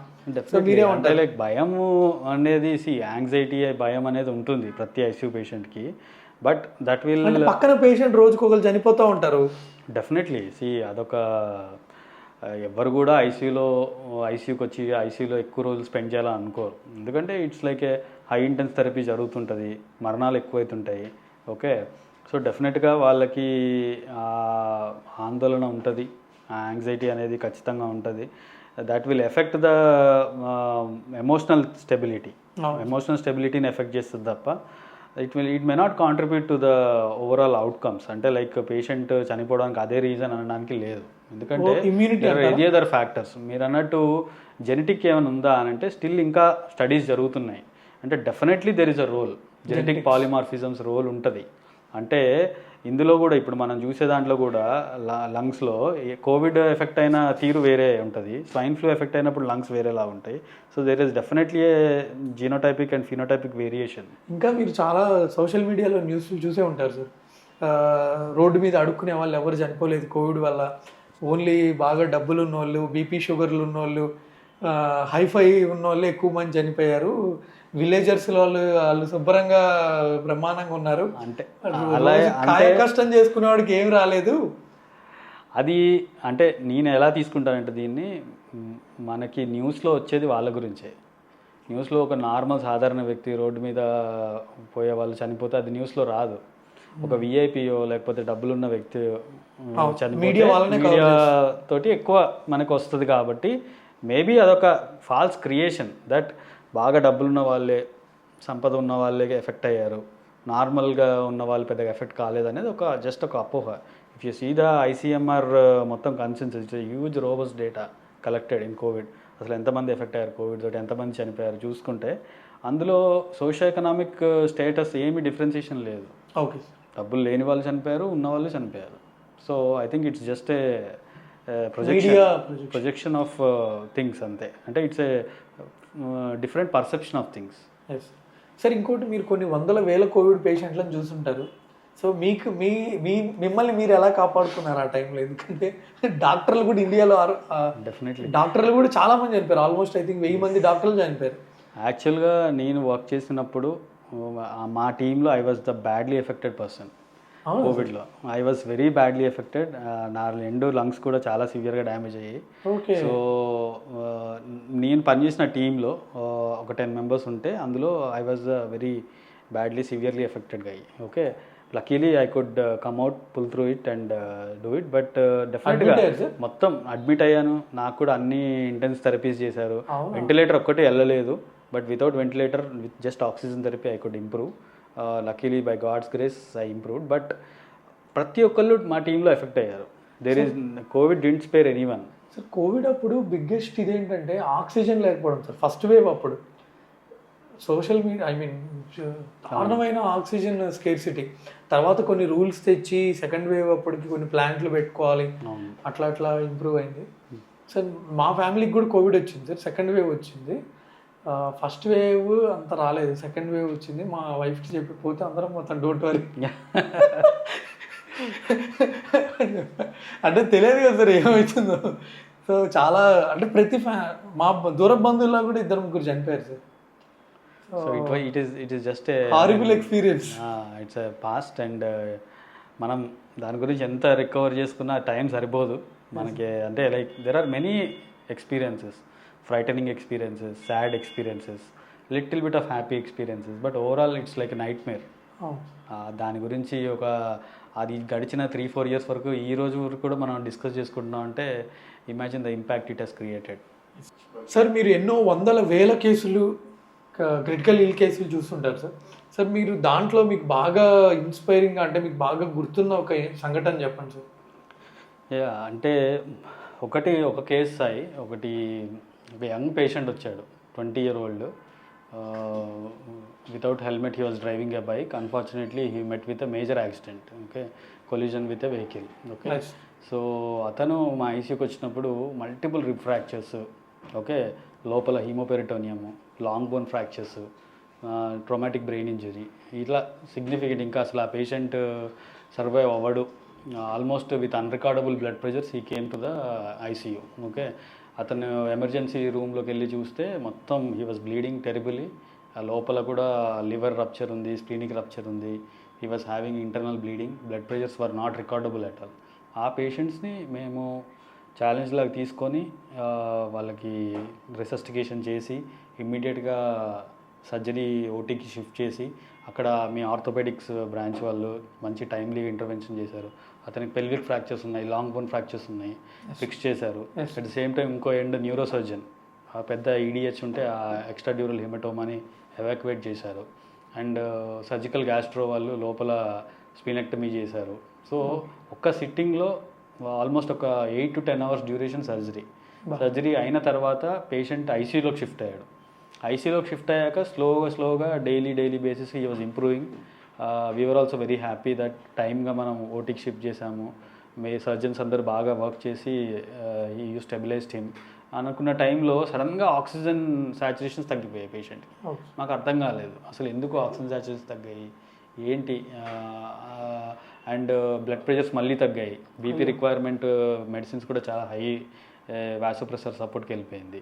ఎందుకు బీపీ డౌన్ అవుతుంది సార్? అదే ఎందుకు బీపీ డౌన్ అయింది, ఎందుకు ఆక్సిజన్ అసలు అంటే పేషెంట్ని ఆల్మోస్ట్ మేము ఎక్స్ట్యూబేషన్ చేయొచ్చు, వెంటిలేటర్ తీసేయచ్చు అన్న టైంలో సడన్గా ఆక్సిజన్ డౌన్ అయింది.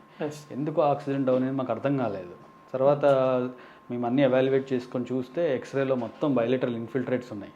తర్వాత చూసి పల్మరీ థ్రాంబోఎంబోలిజం కూడా ఏం లేదు. మనం అల్ట్రాసౌండ్ చేసి చూసాము, ఏం లేదు, డీవీటీ కానీ ఏం లేదు. సో దీనికి కారణం ఫ్యాట్ ఎంబోలిజం అని చెప్పేసి మనం అప్పుడు కన్క్లూజన్కి వచ్చాం. So fat embolism is one severe entity where it can deteriorate the patient badly. Okay, so ఆ ఫ్యాట్ ఎంబోలిజం అనేది పేషెంట్కి మల్టిపుల్ ఫ్రాక్చర్స్ ఉన్నాయి కాబట్టి అందులో నుంచి ఫ్యాట్ గ్లోబ్యూల్స్ వచ్చి సర్క్యులేషన్లోకి మీకు ఐడియా ఉంటుంది. So fat embolism is very one worst complication where దానికి ఒక టైం ఫ్రేమ్ అంటూ ఉండదు, ఎన్ని రోజులు పడుతుంది ఏం చెప్పలేము. సో ఈ దశలో పేషెంట్ ఫ్యామిలీస్ ఆర్ ఆస్కింగ్, మనం సర్జరీస్ చేసాము, సర్జరీ సక్సెస్ఫుల్ అని చెప్తున్నారు, మళ్ళీ పేషెంట్ వెంటిలేటర్ మీద పెట్టడం జరిగింది, పేషెంట్ డిటీరియేషన్ అంటున్నారు. It was very tough. So ఆ పేషెంట్ స్లోగా it took almost 1 to 2 weeks for the patient to recover.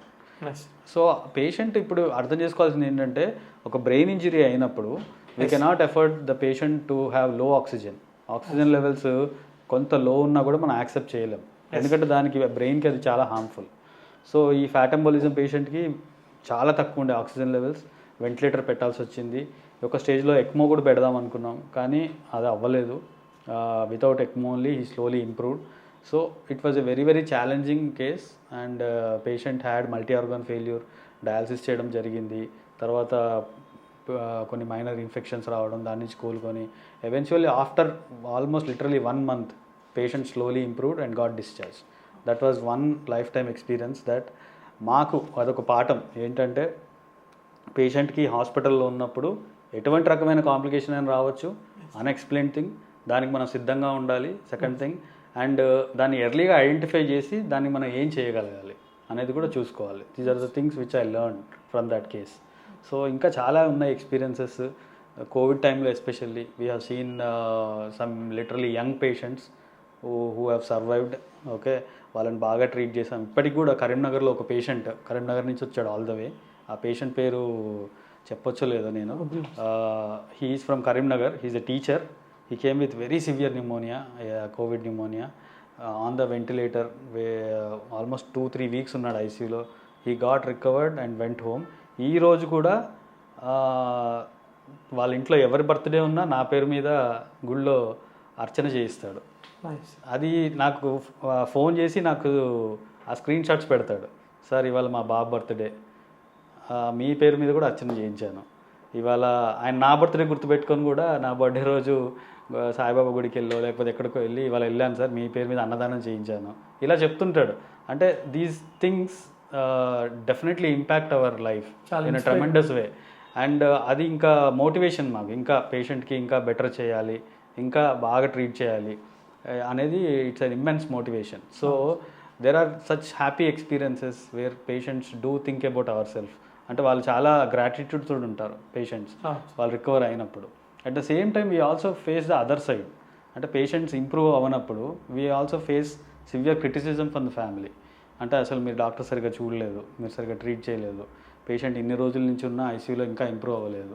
కొన్నిసార్లు ఎక్కువ సార్, ఫర్ ఎగ్జాంపుల్ ఇప్పుడు పేషెంట్ ఆల్రెడీ ఒక 10 days వెంటిలేటర్ మీద ఉండి అప్పుడు చనిపోయారు అనుకోండి, ఐ మీన్ అంటే మాకు ముందే చెప్పొచ్చు కదా, లేకపోతే this all boils down to only communication.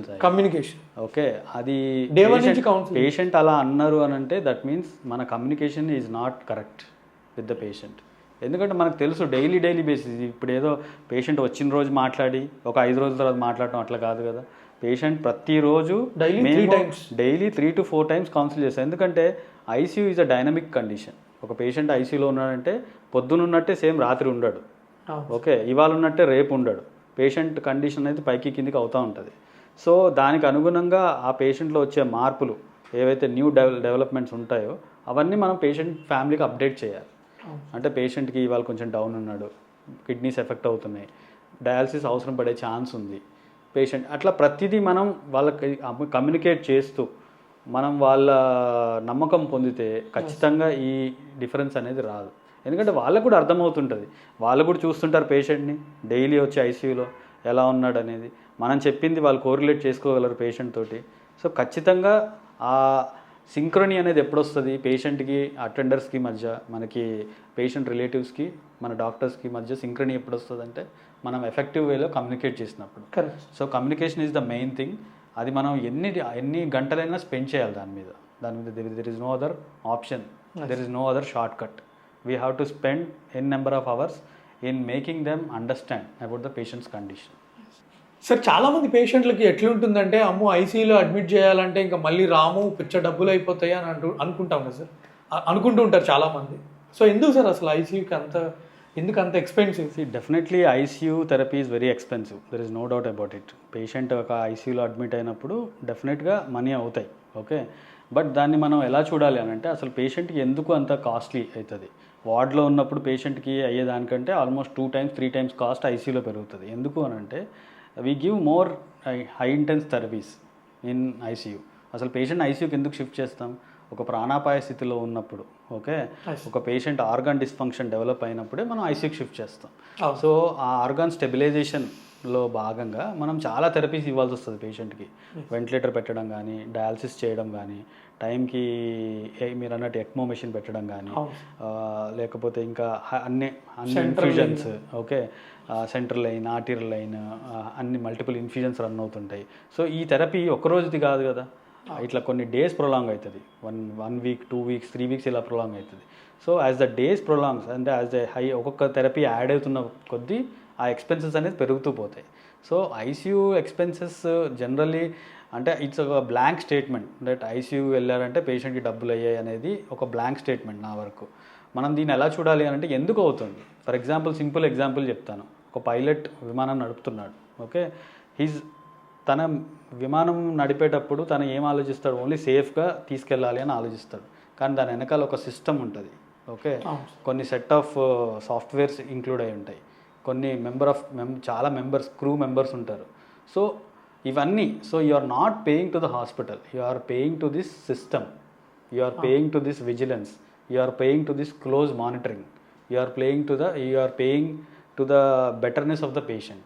At the end of the day patients health is not equal to your money, okay. So మనం ఇలా చూడాలి. సో డెఫినెట్గా without all these expenses you cannot give this therapy. So and ఇంకొకటి ఏంటంటే, if you compare the same therapy in the western countries to India, okay, it's very very affordable and cheap అనే చెప్పాలి. మొన్న ఒక patient నాకు phone చేశారు sir, నా Instagram videos చూసి ఎక్స్రే పెట్టారు. Sir I'm from USA, please reply sir please అని. ఏందని చూస్తే ఫ్రాక్చర్ ఉంది, లిటిల్ ఫింగర్కి చిన్న ఫ్రాక్చర్ ఉంది. చెప్పాను దీనికి కేవైర్ వేసుకుంటే బెటర్ అండి అని. సార్ ఇండియాలో ఎంత సార్ అన్నారు. సార్ ఎందుకు సార్ అక్కడే వేయించుకోవచ్చు కదా యూఎస్లో.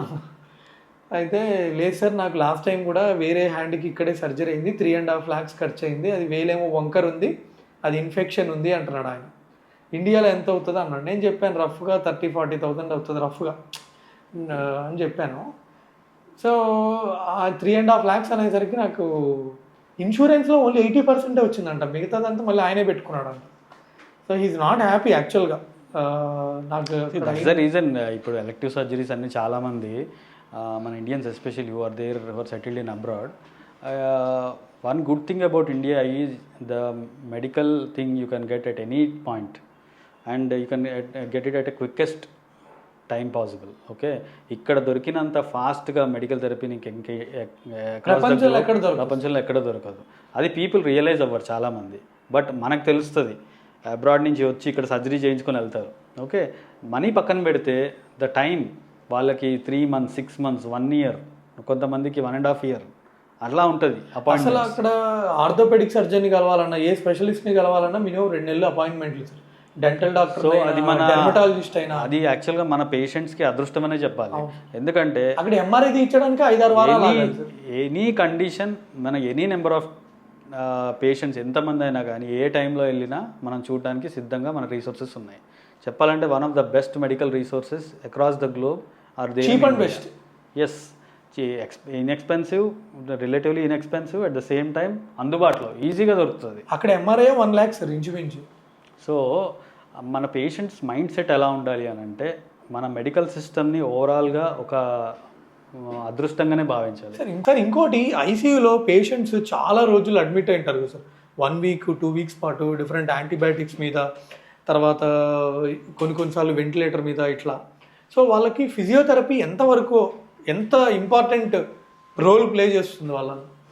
యాజ్ ఎ సైడ్ ఇందాక నేను న్యూట్రిషన్ గురించి ఎంఫసైజ్ చేశాను. న్యూట్రిషన్ ఎంతైతే ఇంపార్టెంటో, physiotherapy is also one of the major pillar for recovery in an ICU patient. ఒక పేషెంట్ బెడ్ మీద వారాల తరబడి అలా ఉన్నప్పుడు, okay, very high intense therapies ఇచ్చినప్పుడు, బ్లడ్ ప్రెషర్స్ ఇవన్నీ డౌన్ అయినప్పుడు వాళ్ళ బాడీ సిస్టంలో, ఎస్పెషల్లీ వాళ్ళ బాడీ మస్కులర్ సిస్టంలో చాలా మార్పులు వస్తాయి.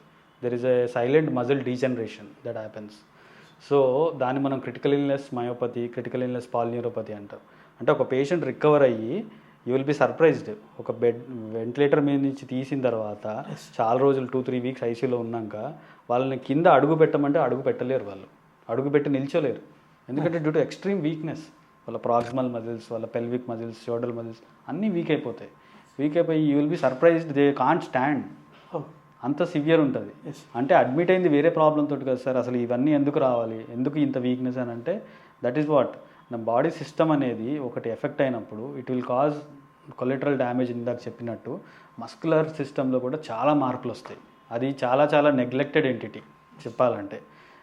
చాలామంది దానికి అటెన్షన్ పే చేయరు. కానీ as I told, nutrition and physiotherapy early mobilization. Patient ఎటువంటి కండిషన్, మేము వెంటిలేటర్ ఉన్న పేషెంట్స్ని కూడా we use to mobilize, just make them sit in a special chair. Sir కొంచెం సార్ ఆ చైర్ గురించి చెప్పరా సార్? అది స్ట్రైకర్ చైర్ అంటామండి. అంటే it's specially device chair, Stryker chair. Basically ఏంటి అని అంటే ఒక అధునాతన చైర్ అది. దాన్ని మనం ఎలా అంటే అలా మాడిఫై చేయొచ్చు. పేషెంట్ని వెంటిలేటర్ మీద ఉన్నారు, అన్ని ట్యూబ్స్ ఉన్నాయి, okay, there are many lines, infusions running. పేషెంట్స్ని ఎక్మో పెట్టిన పేషెంట్స్ని కూడా we can even mobilise. Mobilisation అంటే అమాంతంగా నడిపించడం కాదు. మొబిలైజేషన్ అంటే in bed mobilisation, change in position. ఒకే పొజిషన్లో పడుకోవడం కాకుండా లేటరల్ పొజిషన్లో తిప్పడం, ఇటు లేటరల్ పొజిషన్లో తిప్పడం, పేషెంట్ని కొంచెం హెడప్ చేసి ఉంచడం, అవసరం ఉంటే నేను అన్నట్టు ఆ స్ట్రైకర్ చైర్లో కూర్చోబెట్టడం. These things matter a lot. Okay, డెఫినెట్గా physiotherapy has an immense role in the recovery of a patient. So the 3 pillars which I always tell for the recovery of patients, one is ICU care, whatever nursing care, doctors which give the medicines. The second thing is nutrition, and the third thing is physiotherapy. So physiotherapy has a very very major role in the recovery of the patients. మనం ఎంత ఎర్లీగా ఫిజియోథెరపీని initiate చేస్తే అంత తొందరగా patients recover అవుతారు. Sir మీరు ఇప్పుడు పొద్దు నుంచి రాత్రి వరకు ఐసీయూలోనే ఉంటారు. సో పేషెంట్స్ మిమ్మల్ని చాలా రకాల డౌట్స్తో లైక్ లిటరల్గా మీ బ్రెయిన్ తింటూ ఉంటారు. సో ఇంత స్ట్రెస్ని మీరు ఎలా హ్యాండిల్ చేస్తారు? So as a doctor we look at work life balance definitely. So మాకు మెయిన్గా రిలాక్సేషన్ ఇచ్చేది ఫ్యామిలీయే. ఇంటికి వెళ్ళాక అంటే నాకు ఇంటికి వెళ్ళిన 1 అవర్లోనే మళ్ళీ కాల్స్ వచ్చాయి, ఇంటికి వెళ్ళిన 1 అవర్లోనే మళ్ళీ ఐసీయూకి వెళ్ళాల్సిన పరిస్థితి వస్తుంది. సో అలాంటి సిచ్యువేషన్ చేస్తారు. నా కాల్స్ కంటిన్యూస్గా నైట్ వరకు వస్తూనే ఉంటాయి. But what ever and said, నేను ఇంటికి వెళ్ళాక నాకు మేజర్ స్ట్రెస్ బస్టర్ రిలాక్సేషన్ అంటే ఫ్యామిలీయే. నా ఫ్యామిలీ, వైఫ్, పేరెంట్స్, పిల్లలు, వాళ్ళతోటి స్పెండ్ చేయడం it self is the biggest relaxation. And every doctor working in the ICU వాళ్ళు ఒకటి గుర్తుపెట్టుకోవాలి ఏంటంటే work life balance is the most important ethic. చాలా ఎథిక్స్ ఉంటాయి మనకి, కానీ వర్క్ లైఫ్ బ్యాలెన్స్ ఎవరైతే బాగా హ్యాండిల్ చేయగలుగుతారో వాళ్ళు కెరియర్లో సక్సెస్ఫుల్ ఉంటారు. ఎందుకంటే ICU is a very stressful environment and it's a very challenging thing. Okay, మన హార్ట్, సోల్, ఎవ్రీథింగ్, మైండ్ అన్నీ అక్కడ పెడతాం. చాలా ఎక్కువ ఆలోచిస్తాం పేషెంట్ గురించి. మల్టిపుల్ టైమ్స్ పేషెంట్స్తో మాట్లాడతాం, కౌన్సిలింగ్ చేస్తాం, పేషెంట్స్ని డెత్ డిక్లేర్ చేస్తాం. దట్స్ ద మోస్ట్ చాలా బాధ ఛాలెంజింగ్ థింగ్. అంత ఈజీ కాదు. అంటే ఒక పేషెంట్ పిలిచి మీ వాళ్ళు చనిపోయారు, ఇంకా లేరు, ఓకే, మీ వాడు డిటీరేట్ అవుతున్నాడు, ఇంకా బతకడు, ఇలా చెప్పడం అనేది how many members can do that? It's not very easy job, isn't it? So ఒక ICU doctor what he goes through అనేది nobody can guess and nobody can imagine. Okay, so అంత intense therapy చేసినప్పుడు definitely you need a proper relaxation. Unless ఆ rejuvenation ఉండాలి. అది లేకపోతే next day నువ్వు వెళ్ళి అంతే చురుగ్గా, అంతే అలర్ట్గా పనిచేయలేము. సో డైలీ అలా వర్క్ చేయాలంటే మనకు ఒక ఫార్మ్ ఆఫ్ రిలాక్సేషన్ కంపల్సరీ ఉండాలి. మెడిటేషన్, యోగా, ఫిట్నెస్ ట్రైనింగ్, ఇవన్నీ ఒక ఎత్తు అయితే ఫ్యామిలీతో స్పెండ్ చేయడం, ఓకే, వాళ్ళతో కలిసి కూర్చొని ఒక 2 గంటలు. నేను ఇంటికి వెళ్ళిన తర్వాత ఏం చేయను, ఫోన్ కూడా ఆన్సర్ చేయను. నేను నా ఫోన్ పక్కన పెట్టేసి నేను మా పాపతోటి, మా వైఫ్, మా పేరెంట్స్ తోటి మాట్లాడతాను అంతే. ఒక 1-2 అవర్స్ వాళ్ళతో స్పెండ్ చేస్తా. జస్ట్ మా పాపతో ఆడుకుంటా అంతే, ఇంకేం చేయను. Because I know that is my biggest stress buster. అది చేస్తేనే నేను రికవరేట్ అవుతాను, నెక్స్ట్ డే మళ్ళీ యాక్టివ్గా వెళ్ళి వర్క్ చేయగలుగుతాను. And everybody should follow that. Some form of relaxation is important. మనం సోషల్ మీడియాలో సార్ వరుస పెట్టి డాక్టర్స్ ఎక్కువ మంది చనిపోతున్నారు. Definitely stress. రీసెంట్గా ఒక కార్డియాలజిస్ట్, వీళ్ళందరూ మేబీ మీరు అన్నట్టు వర్క్ లైఫ్ బ్యాలెన్స్ లేకపోవడం వల్ల. అన్ఫార్చునేట్లీ అన్నిటికీ ఒక కొలమానం ఉంటుంది. మాకు బీపీ ఎంత ఉంది, షుగర్ ఎంత ఉంది, ఇవన్నిటికీ కొలమానం ఉంటుంది. స్ట్రెస్ ఇండెక్స్కి కొలమానం ఏముంటుంది? నీకు ఎంత స్ట్రెస్ ఉంది, నాకెంత స్ట్రెస్ ఉంది అనేది ఎలా కలుస్తాం? There is nothing to measure, right? దానికి ఒక ఏమీ స్కేల్స్ కానీ ఏం మెజర్మెంట్స్ ఉండవు. And every doctor early morning cortisol అందరికి ఎక్కువ ఉంటుంది. Every doctor will have more cortisol. Okay, that is not the thing. అది ఎక్కువ ఉందంటే స్ట్రెస్ ఎక్కువ ఉందని కాదు. ద స్ట్రెస్ క్వాంటిఫికేషన్ మనం చేయలేము. సో సేమ్ డిపార్ట్మెంట్ ఇప్పుడు నాతో పాటు చేసే అదర్ డాక్టర్స్కి స్ట్రెస్ లెవెల్స్ ఎక్కువ ఉండొచ్చు, తక్కువ ఉండొచ్చు. So that is the main thing. So అది మనం ఐడెంటిఫై చేసి మనం చూస్తున్నాం నువ్వు అన్నది 100% కరెక్ట్. చాలామంది young doctors they are dying of sudden heart attacks కానీ sudden whatever it is. But stress is a major important factor. నేను మొన్న ఒక కాన్ఫరెన్స్ అటెండ్ అయ్యాను, ఇంటర్నేషనల్ హార్ట్ఫుల్నెస్ అనేది కన్హా ఆశ్రమంలో చేస్తారు అది. సో వరల్డ్ వైడ్గా డెలిగేట్స్ అందరు వచ్చారు అక్కడికి. They were emphasising on the role of yoga and meditation. Okay, డాక్టర్స్కే కాదు, పేషెంట్స్కి, పేషెంట్స్ ఫ్యామిలీస్కి. పేషెంట్ ఫ్యామిలీస్ చాలా స్ట్రెస్లో ఉంటారు. You're talking about doctors going through stress. We should talk about the patients families who go through stress. Okay, ఒక patient family వాళ్ళ loved ones ఐసీయూలో అడ్మిట్ అయ్యి 6th స్టేజ్లో ఉన్నప్పుడు the emotional turmoil which they go through we cannot anticipate. చాలా స్ట్రెస్లో ఉంటారు వాళ్ళు. సో వాళ్ళని కూడా మనం మోటివేట్ చేసి వాళ్ళకు కూడా ఒక ఎమోషనల్ స్టెబిలిటీ అందించేలాగా అది మనం చర్యలు తీసుకోవాలి కంపల్సరీగా. అండ్ ఇది నేను ఎస్పెషల్లీ కోవిడ్లో నోటీస్ చేశాను. కోవిడ్లో ఫస్ట్ వేవ్లో పేషెంట్ని చనిపోతే ఆ బాడీని తీసుకోవడానికి కూడా వాళ్ళ అటెండర్స్ ఎవరు వచ్చేవాళ్ళు కాదు. ఎందుకంటే వాళ్ళకి వస్తుంది కోవిడ్ అని. అంబులెన్సే తీసుకెళ్ళి వాళ్ళ ఇంటికి పంపించేవాళ్ళు. అండ్ మేము కౌన్సిలింగ్ అంతా వీడియో కాల్స్లో చేసేవాళ్ళం. మేము పీపీఈ వేసుకొని వీడియో కాల్ ఆన్ చేసి ఆ పేషెంట్ కండిషన్ని వీడియో కాల్లో అప్డేట్ చేసేవాళ్ళం.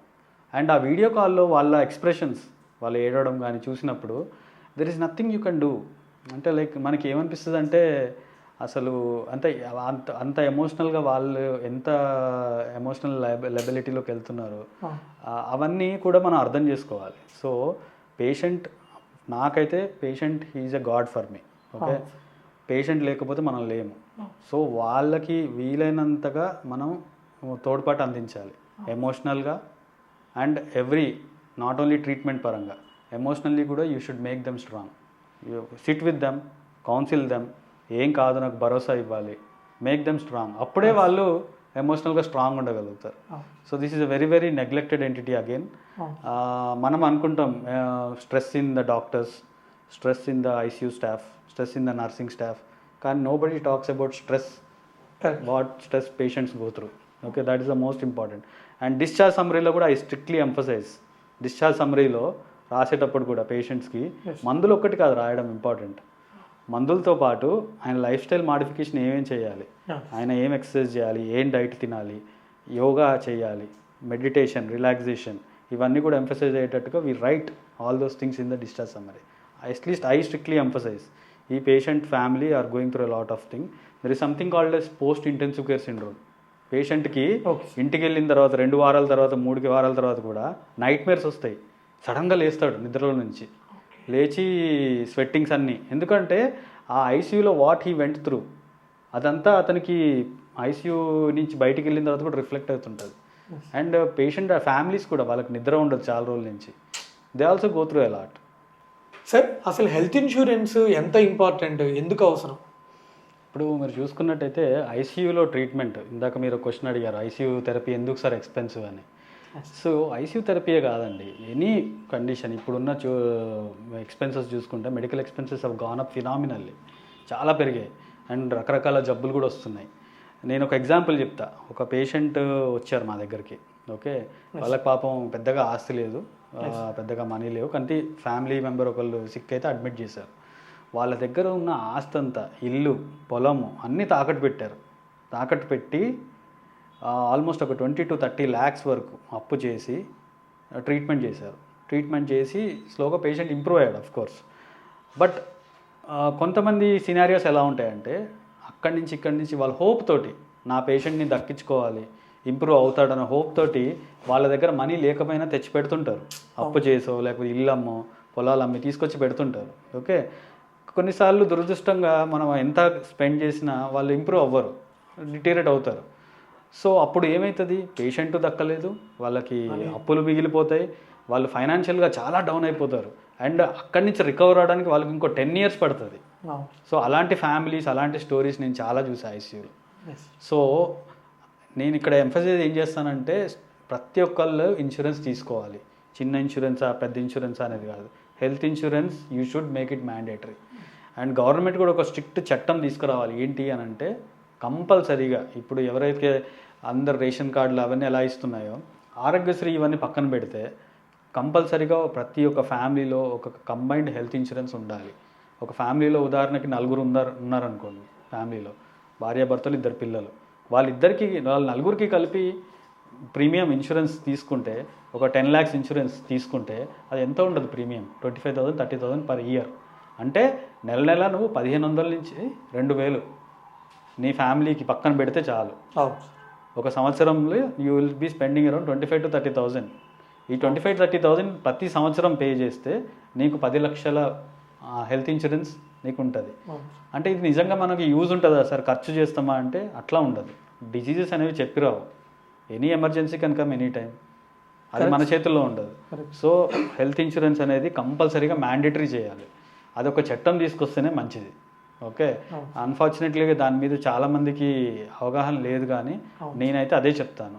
అండ్ చాలామంది ఐసీయూ పేషెంట్స్ కూడా నేను అదే చెప్తాను. వాళ్ళకు ఒకవేళ పేషెంట్ కండిషన్ అంత బాగాలేదు, అతను సర్వైవ్ అయ్యే ఛాన్సెస్ తక్కువ అని మనకు తెలుసు అన్నప్పుడు, ఒక వయసు కూడా ఎక్కువ, సర్వైవ్ అయ్యే ఛాన్సెస్ కూడా తక్కువ అనుకున్నప్పుడు, మేము రియలిస్టిక్గా కూడా వాళ్ళకి చెప్తాం, ఇతను సర్వైవ్ అయ్యే ఛాన్సెస్ చాలా తక్కువ అండి, మీ దగ్గర మనీ ఉంటే పర్వాలేదు, కానీ మీరు అప్పులు చేసి మాత్రం ఆయన గురించి బాగా బయట అప్పులు చేసి మీ ఆస్తులన్నీ అమ్ముకొని తీసుకొచ్చి పెట్టకండి.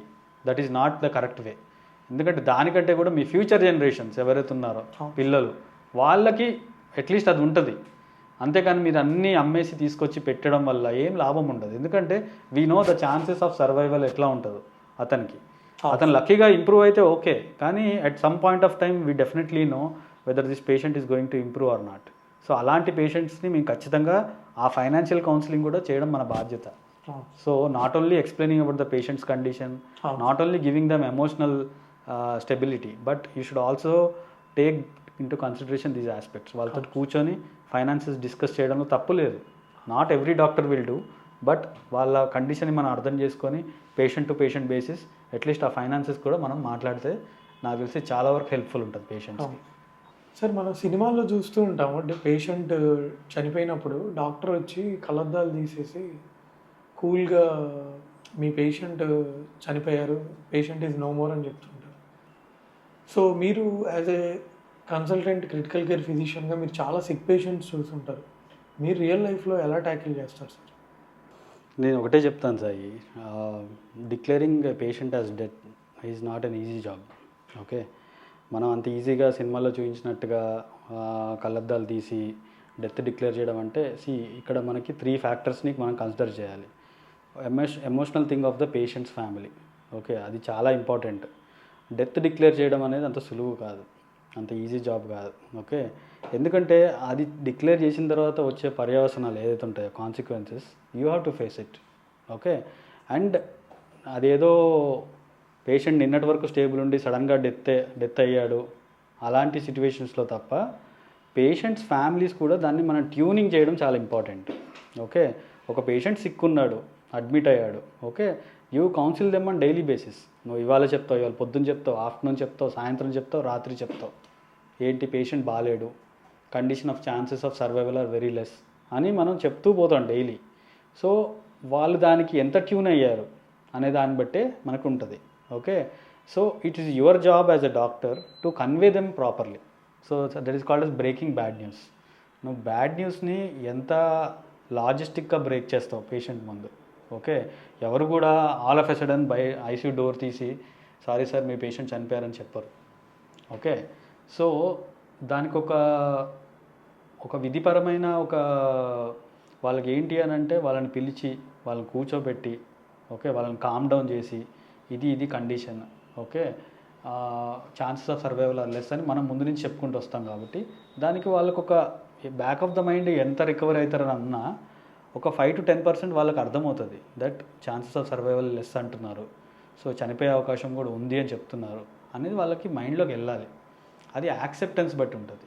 కొంతమంది families who are very well educated and వాళ్ళకి అర్థం చేసుకోరు, అవగాహన ఉంటుంది, వాళ్ళు దే యాక్సెప్ట్ ఇట్. ఎందుకంటే వాళ్ళు చూస్తున్నారు మనం ఎంత ఎఫర్ట్స్ పెడుతున్నాము, మనం ఏం చేస్తున్నాము, ఎంత బ్యాడ్ కండిషన్లో తీసుకొచ్చాము పేషెంట్ని, వీళ్ళు ఏం చేశారు అనేది అన్నీ చూస్తుంటారు వాళ్ళు. సో వాళ్ళకు కూడా ఒక ఐడియా ఉంటుంది. సో యాక్సెప్టెన్స్ ఉండదని కాదు, it varies from patient to patient. Of course ఆ ఎమోషనల్ ఫ్యాక్టర్ ఉంటుంది. కొంతమందికి ఏంటంటే బాండింగ్ చాలా ఎక్కువ ఉంటుంది.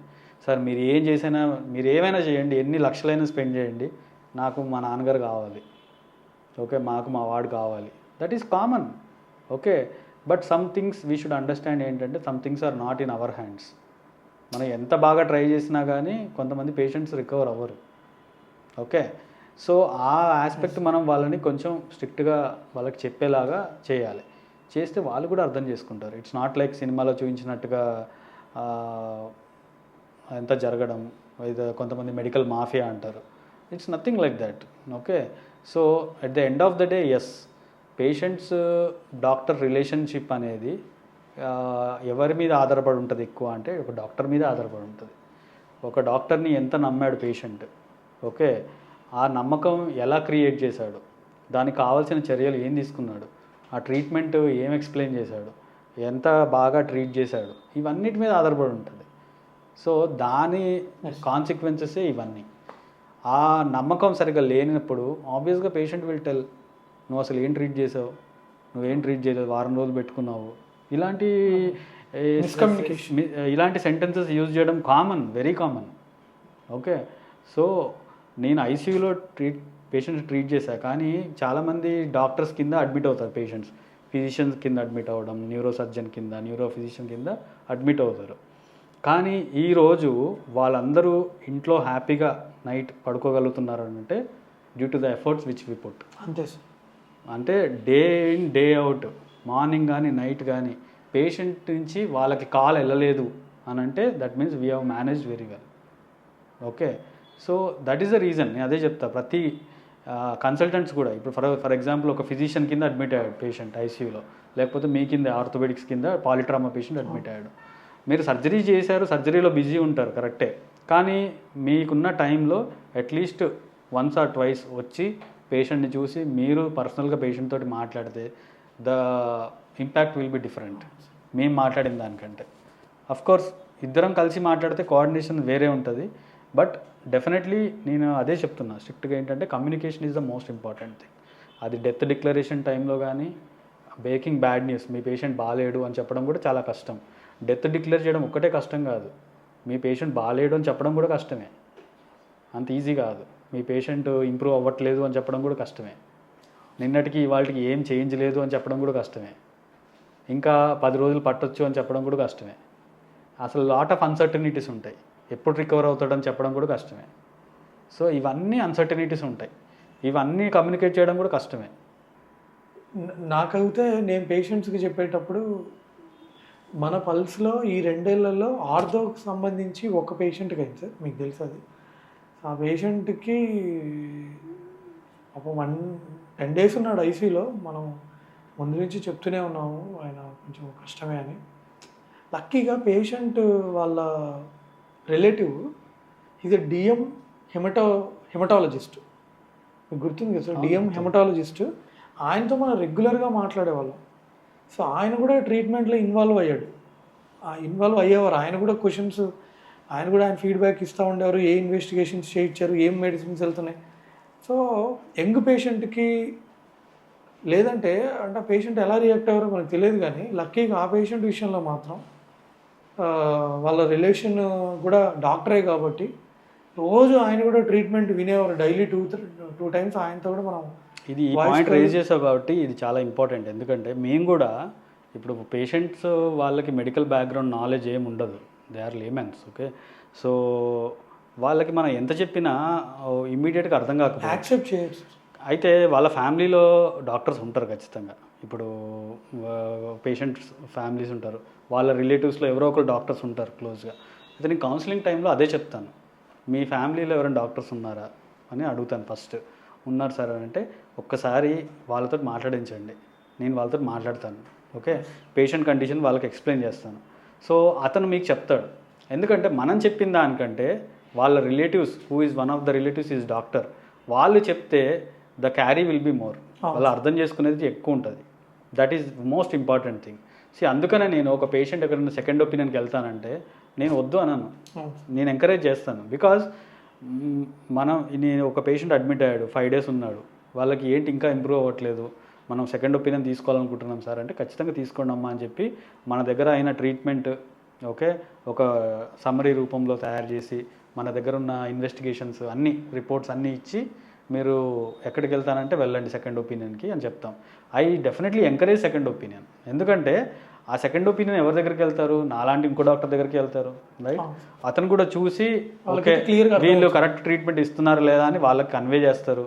ఒకవేళ ఇంకా వాళ్ళు ఏమైనా యాడ్ చేసేది ఉందనుకోండి, అతను నాతో డైరెక్ట్ మాట్లాడి సార్ నేను ఇది అనుకుంటున్నాను, కొంచెం ఇది కూడా కన్సిడర్ చేస్తారా అని నాతో డిస్కస్ చేస్తారు. దానివల్ల పేషెంట్కి బెనిఫిట్ అవుతుంది తప్ప ఇంకా వేరే ఏముండదు. సో సెకండ్ ఒపీనియన్ వల్ల నష్టమేం లేదు. ఎవరన్నా పేషెంట్ అటెండర్స్ వచ్చి సార్ మేము తెలిసిన డాక్టర్ దగ్గరికి రిపోర్ట్స్ అని తీసుకెళ్తామని అంటే ఖచ్చితంగా తీసుకెళ్ళండి అమ్మా, అది మంచిదే అని చెప్పేసి we will encourage them. There is no harm in that. అందులో ఏదో కాన్ఫిడెన్షియాలిటీ మెయింటైన్ చేయడం, లేదు మేము రిపోర్ట్స్ ఇవ్వము, అలాంటిది ఏమి ఉండదు. It is nothing like that. You can always do this. Okay, so and it's a good thing to offer a second opinion for patients. Okay, వాళ్ళంతటా వాళ్ళు వచ్చి అడిగితే ఖచ్చితంగా వెళ్ళండి అని చెప్పొచ్చు. సరే, ఇంకోటి ఇప్పుడు ఎంబీబీఎస్ జాయిన్ అవ్వాలి అని అనుకునే స్టూడెంట్స్కి మీరు ఇచ్చే అడ్వైజ్ ఏంటి? Youngsters who are thinking to perceive MBBS as a career, నేను వాళ్ళకి ఒకటే చెప్తాను, becoming doctor it might be some dream ఏదో చెప్తారు, బట్ నాకైతే it's a life time commitment.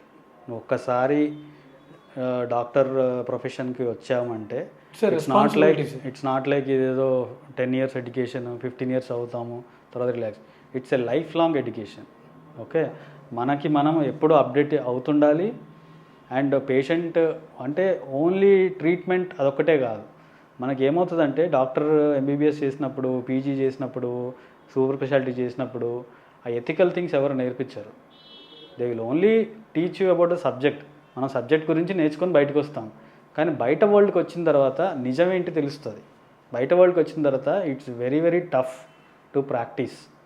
Okay, ఎందుకంటే మనం రకరకాల పేషెంట్స్ వస్తుంటారు, రకరకాల ఫ్యామిలీస్ని ఎదురు చేస్తాము, వాళ్ళతోటి మాట్లాడే తీరు, వాళ్ళు ఎలా రెస్పాండ్ అవుతారు, ఇది కూడా చాలా important thing. It's a life time responsibility, it's a life time commitment and there is no life long learning, no place for complacency.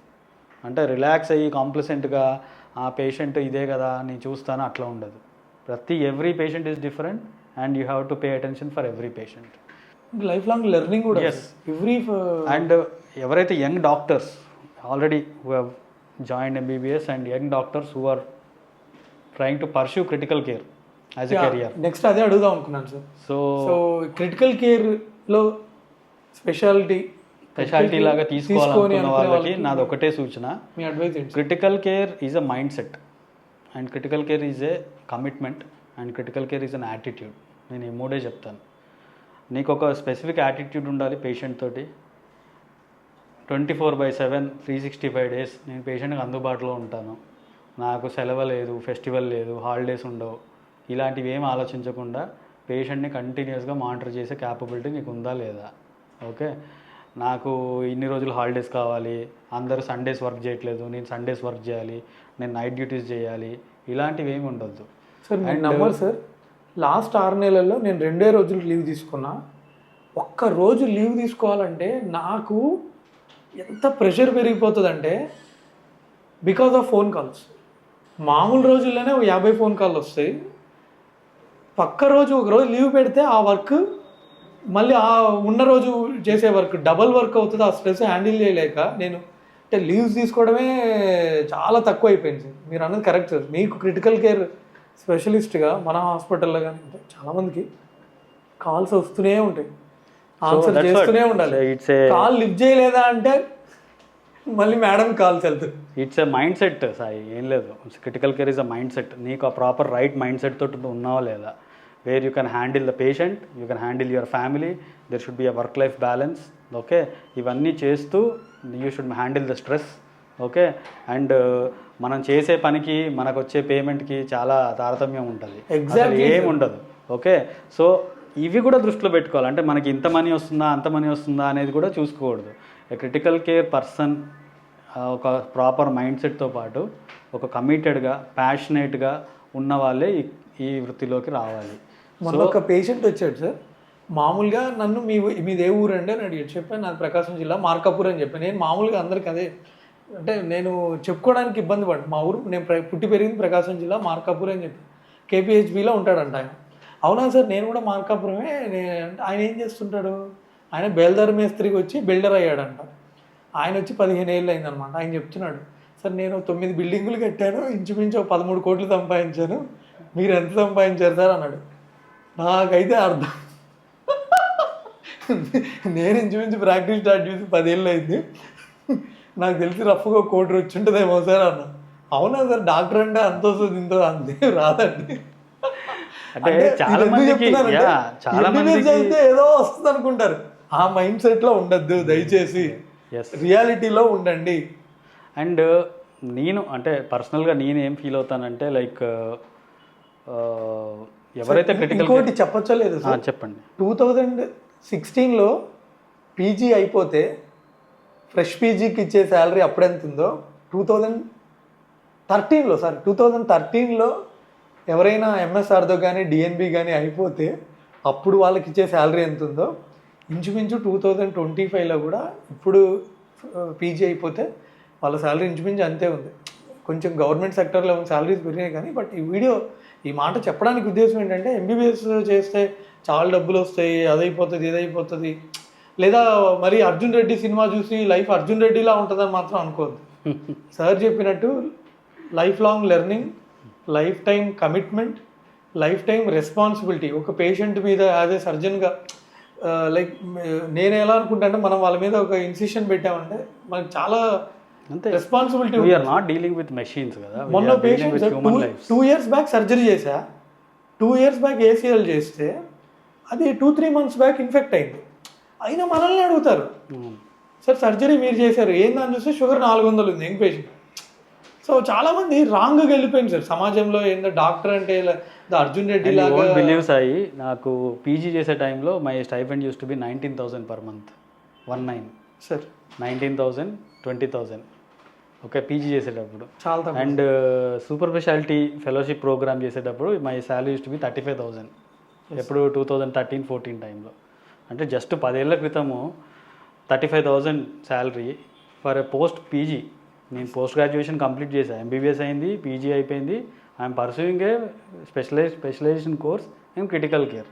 Okay, నాకు నా salary I use to get 35,000. అట్లా నేను 35,000 40,000 per month అట్లా 2 years work చేశాను.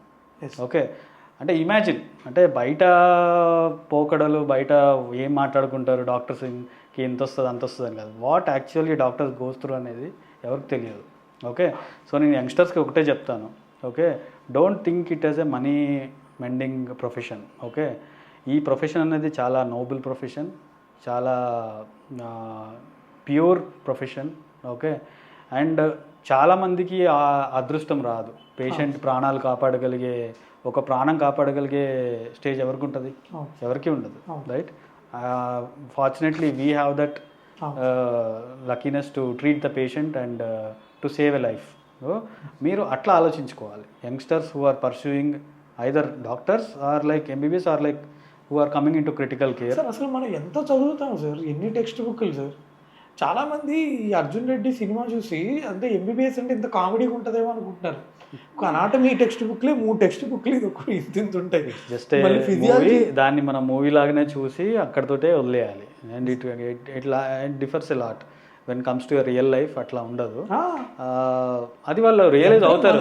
మన entrance ఎగ్జామ్లు ఎంత కష్టంగా ఉంటాయి సార్. డెఫినెట్లీ ఎన్ని సబ్జెక్ట్స్ చదువుతాం మనం. అండ్ ప్రతి ఒక్కళ్ళు మనమనే కాదు, ఒక డాక్టర్ ఒక నిలకడగా ట్రీట్మెంట్ చేసుకుంటూ ఒక స్టేబుల్ వేలో సెటిల్ అయ్యాడు అని అంటే దాని వెనకాల కొన్ని ఇయర్స్ ఆఫ్ కష్టం ఉంటుంది. అది ఎవరికి చెప్పుకోలేరు వాళ్ళు, అండ్ ఎవరికి చెప్పరు కూడా. ఓకే, ఓన్లీ వాళ్ళ ఫ్యామిలీ మెంబర్స్కి అండ్ ఆ డాక్టర్కే తెలుస్తుంది. ఓకే, పర్సనల్గా నేను ఎంత కష్టపడ్డాను, what I went through during my entire life, నేను టిల్ కన్సల్టెంట్ అయ్యి సెటిల్ అయ్యే వరకు కూడా అసలు వాట్ ఐ వెంట్ త్రూ అనేది ఇట్స్ అన్ఇమాజినబుల్. ఓకే, ఇమాజిన్ 35,000-40,000 తోటి నాకు అప్పుడు మ్యారేజ్ అయింది. ఓకే, సో ఒక ఫ్యామిలీ, మా పేరెంట్స్, నేను, మా వైఫ్, 4 ఉండేవాళ్ళం. విత్ 35,000-40,000 ఏం సరిపోతుంది పోస్ట్ పీజీ 2015 టైంలో. ఓకే, లైక్ ఇంకా వేరే ఆప్షన్ లేదు, వేరే దారి లేదు. ఓకే, అందులో ఉన్న దాంట్లోనే అడ్జస్ట్ అవ్వాలి. అది ఓకే, సో ఇప్పుడున్న జెన్జీ వాళ్ళకి, ఇప్పుడున్న జెన్జీ నెక్స్ట్ వచ్చే Gen Alpha whatever it is, they should know the value of money.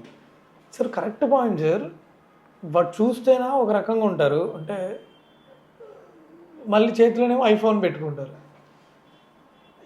మా నాన్న అయితే కాలుతుంది అనేవాడు ఇటు ఎక్స్ట్రాలు ఏమైనా చేస్తే.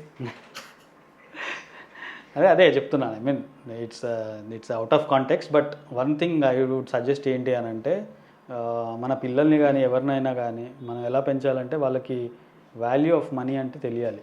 అసలు మనీ వాల్యూ తెలియకుండా పెంచొద్దు. ఓకే.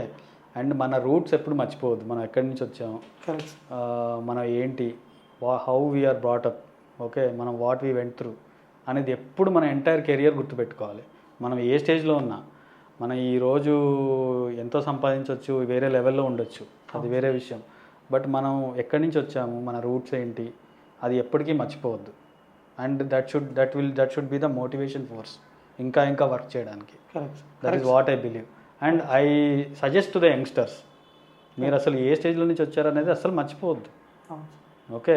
మన బ్యాక్గ్రౌండ్ ఎంత హంబుల్ ఉంటుంది, మన పేరెంట్స్ మనని ఎలా కష్టపడి పెంచారు, ఎలా చదివించారు, ఇవన్నీ కూడా లాట్ ఆఫ్ ఫ్యాక్టర్స్ ప్లే అయ్యారు.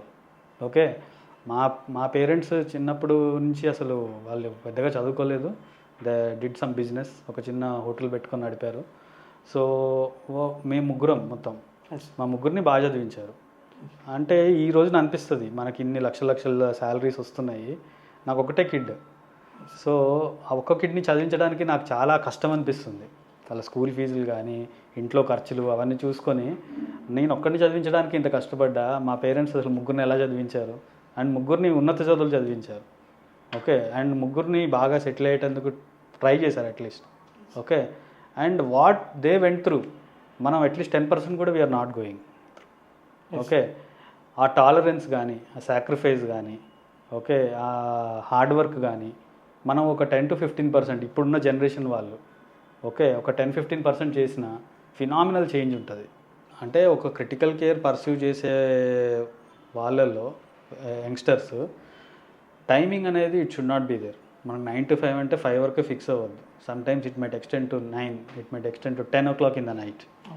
మనం ఆ పేషెంట్ని స్టెబిలైజ్ చేసామా, మనం న్యాయం చేయగలిగామా. At the end of the day లేట్కి వెళ్తే ఏమవుతుంది, ఇంటికి ఒక 3-4 hours లేట్కి వెళ్ళావు ఏమవుతుంది. అట్లా you will be working for only 1-2 years. 1-2 years training period ఉంటుంది. ఆ 1-2 years ట్రైనింగ్ పీరియడ్లో what will happen if you work for 3-4 hours more. ఒక డేలో నేను 9 to 5 అంటే నేను 5 వరకే ఉంటా అని చెప్పడం కరెక్ట్ కాదు. ఓకే. ఆ మైండ్ సెట్ మారాలి. అండ్ నైట్ డ్యూటీస్లో పేషెంట్ని చూసుకుంటే అసలు మాకు నిద్ర ఉండదు, రైట్. నెక్స్ట్ డే వెళ్ళి ఆబ్వియస్గా పడుకుంటాం రోజంతా. బట్ ఆ నైట్ డ్యూటీస్లో కూడా ద అమౌంట్ ఆఫ్ ఎఫర్ట్, మనం ఎంత అలర్ట్గా ఉన్నాము అండ్ ఎంత క్విక్గా డెసిషన్ తీసుకున్నాం, దాన్ని బట్టి నెక్స్ట్ డే పేషెంట్ అవుట్కమ్ ఉంటుంది. నైట్లో మనం కాంప్లసెంట్గా ఉండి సరిగ్గా ట్రీట్ చేయలేదు అనుకోండి పేషెంట్ని, నెక్స్ట్ డే ఆబ్వియస్గా పేషెంట్ డిటీరేట్ అవుతాడు. సో నేను youngsters who are pursuing critical care, వాళ్ళ ట్రైనింగ్ ప్రోగ్రామ్లో వెళ్ళే వాళ్ళు కూడా అదే చెప్తాను. ఏంటి అని అంటే there should not be any time limit frame అస్సలు ఉండద్దు. Okay. That is what my gurus told me. Okay. నీకు ఎన్ని నైట్ డ్యూటీస్ చేసినా చేయాలి, నువ్వు ఎంత టైం అయినా ఉండాలి ఐసీయూలో, అప్పుడే నీకు వస్తుంది. Okay. That is how we worked. నాకు ఒక మంత్లో 10 నైట్ డ్యూటీస్, 11 నైట్ డ్యూటీస్ కూడా చేయాల్సి వచ్చింది. చేశాను. ఎప్పుడు నైట్ డ్యూటీస్ ఉన్నా చేయాల్సి వచ్చేది, చేశాను. ఇంత టైం అనేది ఏముండదు. నైట్ డ్యూటీ చేసిన నెక్స్ట్ డే కూడా ఆఫ్టర్నూన్ వరకు వర్క్ చేసేవాడిని. అది నాకు హెల్ప్ అయింది తప్ప అది నాకేమీ పెద్ద నెగిటివ్ ఏమి అవ్వలేదు. సో మనం ఏది ట్రైన్ అయినా ఓన్లీ ఆ 2-3 years ట్రైన్ అవుతాం. ఆ 2-3 yearsలో you should put your complete efforts. That is what I tell. And ఎప్పటికప్పుడు మనం అప్డేట్ చేసుకుంటూ ఉండాలి, ఎవిడెన్స్ బేస్డ్ మెడిసిన్ని అప్గ్రేడ్ చేస్తుండాలి, కాన్ఫరెన్స్ అటెండ్ అవ్వాలి, మనం అప్గ్రేడ్ చేస్తూ ఉండాలి. Okay. That is how a proper doctor is made. Sir ఇంకోటి, ఒకప్పుడుతో పోలిస్తే, ఒక 20-30 ఏళ్ళతో పోలిస్తే ఇప్పుడు పేషెంట్లకి డాక్టర్ మీద ట్రస్ట్ తగ్గింది, ఎందుకంటారు? డెఫినెట్గా దానికి చాలా కారణాలు ఉన్నాయి. ఇది just a profession, just like other professions. ఈ ప్రొఫెషన్లో కూడా చాలామంది డాక్టర్స్ ఉంటారు. ఎక్కడో ఒక 2-3 సంఘటనలు డాక్టర్స్ ఏదో చేశారు, దానివల్ల కొంచెం వాళ్ళకి ఒక లాంటి అనుమానం క్రియేట్ అయింది. ఓకే. డాక్టర్స్ని ట్రస్టింగ్ అనేది ఓవరాల్గా తగ్గింది. దాంతోపాటు ట్రీట్మెంట్ చేస్తున్నారు లేదా, దాంతోపాటు ఎందుకంటే it's all boils down to the patients. వాళ్ళ మీద వాళ్ళ రిలేటివ్స్ మీద ఉండే వాళ్ళ లవ్, దానివల్ల వాళ్ళకి ఏంటో ఒక అనుమానం, ఇది కరెక్ట్గా చేస్తున్నారా లేదా, వీళ్ళు అసలు కరెక్ట్గా చూస్తున్నారా లేదా, ఈ మెడిసిన్ అసలు ఎందుకు ఇస్తున్నారు. ఒక ఎగ్జాంపుల్ చెప్తా. మా దగ్గర ఒక పేషెంట్ మన దగ్గర అడ్మిట్ అయ్యారు. ఓకే, ఆ పేషెంట్ అయితే ప్రతి డ్రగ్ చాట్లో ఇది ఎందుకు ఇస్తున్నారు, ఈ డ్రగ్ ఎందుకు ఇస్తున్నారు, ఏది నాకు చూపించండి బ్రాండ్, మీరు ఇచ్చిన ఇంజెక్షన్ వాయలేదు అంటే it's lack of trust. Okay, అది ఈ మధ్య కొంచెం ఎక్కువ పెరిగింది. దానికి చాలా కారణాలు ఉన్నాయి. ఒకటి, వాళ్ళు అంటే వాళ్ళు ఇంతకుముందు ఏంటంటే ఒక డాక్టర్ దగ్గరికి వెళ్తే బ్లైండ్గా అలా వెళ్ళిపోయేవాళ్ళు, ఓన్లీ సిమ్టమ్స్ చెప్పి ట్రీట్మెంట్ చేయించుకొని వచ్చేవాళ్ళు. ఇప్పుడు అలా కాదు. వాళ్ళు అసలు ఆ డాక్టర్ చెప్పి ఫస్ట్ ఒకటి చెప్తే దాని గురించి గూగుల్లో వెళ్ళి వెతికి, ఓకే, ఇప్పుడు ఆర్టిఫిషియల్ ఇంటెలిజెన్స్ కూడా వస్తున్నాయి, మీకు తెలిసిందే, దాంట్లో మొత్తం ఆల్మోస్ట్ అది ట్రీట్మెంట్ కూడా ఇచ్చేస్తుంది. సో నేను చెప్పింది అది చెప్పింది కోరిలేట్ అవుతుందా లేదా అనేది వాళ్ళు చూస్తున్నారు. ఓకే, అది చెప్పింది కోరిలేట్ అవుతుంది అంటే నమ్ముతున్నారు, but that is not correct. Okay, see whatever Google tells or artificial intelligence, it gives a concise report. Okay, అందులో ఆ సిమ్టమ్ ఉంటే దానికి చుట్టుపక్కల ఏముంటుందో అవన్నీ ఇచ్చేస్తుంది అది. కానీ ఎందుకు నమ్మకం తగ్గింది అనడానికి చాలా కారణాలు ఉన్నాయి. వన్ థింగ్, నేను చెప్పినట్టు వాళ్ళు గూగుల్లో చూడటం, దాన్ని సూడో సైన్స్ అంటాం. Okay, I call it as a pseudo science. అంటే వాళ్ళకు ఒక దాని మీద అవగాహన వస్తుంది దానివల్ల, కానీ you cannot read medicine through Google sir. మనం 10 సంవత్సరాలు చదివింది ఒక 5 నిమిషాల్లో నువ్వు గూగుల్ చేసి నేర్చుకోలేవు కదా. మొన్న ఒక పేషెంట్ సార్ సర్జరీ అయిన తర్వాత ఎక్స్రే ఇది అలైన్మెంట్ బాగుంది సార్ అన్నాడు. టీకేఆర్ ఎక్స్రే చాట్ జీపీటీలో పెట్టి ఎక్స్రే బాగుంది అన్నాడు. అయితే చాట్ జీపీటీలో పోస్ట్ టీకేఆర్ ఎక్స్రే పెడితే అది అలైన్మెంట్ బాగుంది కదా అన్నాడని నేను దాన్ని రిపీటెడ్గా వాడడం చూస్తే దాంట్లో కూడా కొన్ని మిస్టేక్స్ వచ్చినాయి sir. So ChatGPT cannot diagnose 100% of the problems, it can only guide us. So నువ్వు చాట్ జీపీటీని పెట్టి రేపు ట్రీట్మెంట్ అంటే అది కాదు కదా. రేపు పేషెంట్కి ఏమైనా వచ్చి చాట్ జీపీటీని అడుగుతారా, వచ్చి డాక్టర్ని అడుగుతారా? ట్రూ, అది 100% ట్రూ. నేనే షాక్ అయ్యా అసలు. అంటే ఇక్కడ మనం 2 విధాలుగా చూసుకోవాలి. ఒకటి, ఇంకా చాట్ జీపీటీ అయితే గుడ్డిగా నమ్మొద్దు, అది ఇంకా ఎవాల్వ్ కాలేదు. మీరు కావాలంటే దాన్ని మామూలుగా ఏదో చదువుకోవడానికి వాడుకోవచ్చు. ఇక్కడ 2 విషయాలు సాయి. మనం ఏంటంటే చాట్ జీపీటీ లేదనుకుందాం, సపోజ్ లేదనుకోండి, గూగుల్ చాట్ జీపీటీ లేదు, మనం పేషెంట్కి ఎక్కువ చెప్పాలి. We should make them try to understand more. దాని గురించి ఒక పేపర్ పెన్ను తీసుకొని ఒక బొమ్మలు వేసి ట్రెడిషనల్గా ఇది ఉంటుంది అని చెప్పాలి మనం. అదే చాట్ జీపీటీ గూగుల్ ఉందనుకో, వాళ్ళు ముందే చదువుకొని వస్తారు. సో వాళ్ళకు ఒక కొంత అవగాహన ఉంటుంది. That will make our job easy. At the same time it will also make our job little bit complicated. అంటే పేషెంట్ డిజీజ్ అర్థం చేసుకోవడంలో వాళ్ళకి అది హెల్ప్ చేస్తుంది మనకి. దానివల్ల జబ్బు ఏంటిది అని అర్థం చేసుకుంటారు, దీనికి ట్రీట్మెంట్ ఏంటిది అనేది అర్థం చేసుకుంటారు, కాంప్లికేషన్స్ ఏమేమి ఉంటాయి, అసలు చనిపోయే ఛాన్సెస్ ఎంత ఉంటాయి అన్నీ చదువుకుంటారు. కానీ అంతటితో అయిపోలేదు కదా. ఓకే, అది వచ్చిన తర్వాత ప్రతిరోజు పేషెంట్ ఒకేలా ఉండడు కదా. ఇవాళ ఒకలా ఉంటాడు, రేపు ఒకలా ఉంటాడు. అది ప్రతిదీ చాట్ జీపీటీ ఇవ్వదు కదా. ఆ వచ్చిన రోజు కండిషన్ మాత్రమే గూగుల్ చేయగలడు. కానీ నెక్స్ట్ జరిగేది ఏంటిది, నెక్స్ట్ వచ్చే కాంప్లికేషన్ చెప్పి రాదు కదా. ఆ కాంప్లికేషన్స్ అన్నీ మనం ఎలా ట్యాకిల్ చేస్తున్నాం అవన్నీ కూడా అది ఆన్సర్ ఇవ్వదు. అది ఇంకోటి, మొన్న పేషెంట్స్ కాళ్ళ పిక్కలో నొప్పులు ఉన్నాయి, నేను మామూలుగా మొత్తం కామన్ కాజెస్ ఇవ్వండి, సో దీనికి చేయించండి అంటే, సార్ మెగ్నీషియం తక్కువ అయితే కూడా వస్తుందంట కదా, చాట్ జీపీటీలో ఉందని చెప్పి. అంటే ఇప్పుడు కొత్తగా ఆ టెస్ట్ కూడా రాయాలి వాళ్ళకి. ఇప్పటిదాకా అవసరం లేదు, కొత్తగా అది కూడా రాయాలి. అంటే అదేలే, అంటే 1000 పేషెంట్స్లో ఒకళ్ళు అలా ఉంటారు, అందరు అలా ఉంటారు అనుకోవడం కూడా తప్పు. ఒక 10,000-10,000 మందిలో ఒకళ్ళిద్దరు అలా ఉంటారు. ఓకే, ఇప్పటికి కూడా నేను నమ్మేది ఏంటంటే చాలామంది డాక్టర్స్ని నమ్ముతారు. నమ్మకం లేనిది వాళ్ళు రారు మన దగ్గరికి. కాకపోతే ఏంటంటే ఇంతకుముందు జనరేషన్ వాళ్ళు గుడ్డిగా నమ్మేవాళ్ళు, మనం ఏం చెప్తే అది చేసేవాళ్ళు, అది మన మీద రెస్పెక్ట్ తోటి. ఇప్పుడు కొంచెం ఎడ్యుకేషన్ లిటరసీ రేట్ పెరిగింది, వాళ్ళు చదువుకున్నారు కాబట్టి మనం చెప్పేది స్టిల్ వింటారు, కానీ దాన్ని క్రాస్ చెక్ చేసుకుంటారు. సో ఆ క్రాస్ చెక్ చేసుకోవడం తప్పు అని మనం ఎలా అంటాం? అనలేము. సో అది ఖచ్చితంగా ఇప్పుడు మనము ఒక ఆబ్జెక్ట్ కొనుక్కోవడానికి వెళ్తాం, వెళ్ళే ముందు దాని గురించి చాలా హోంవర్క్ చేసి వెళ్తాం.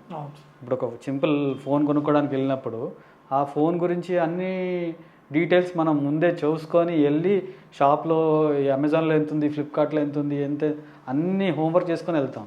సిమిలర్లీ ఇంతకుముందు జనరేషన్ వాళ్ళల్లో బ్లైండ్గా బిలీవ్ చేసేవాళ్ళు డాక్టర్స్ ఏం చెప్తే అది అని. ఇప్పుడు ఏంటంటే because of the system, because of the resources that you have.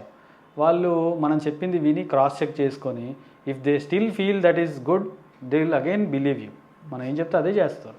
ఆ బిలీఫ్ మీదే ఇన్ని లక్షల మందికి ట్రీట్మెంట్ నడుస్తుంది. ఇప్పుడు స్టిల్ ఇన్ని హాస్పిటల్స్, ఇన్ని పేషెంట్స్ ట్రీట్మెంట్ చేయించుకుంటున్నారంటే నమ్మకం లేకుండా చేసుకోరు కదా. ఖచ్చితంగా ఆ నమ్మకం అనే దాని మీదే చేసుకుంటారు.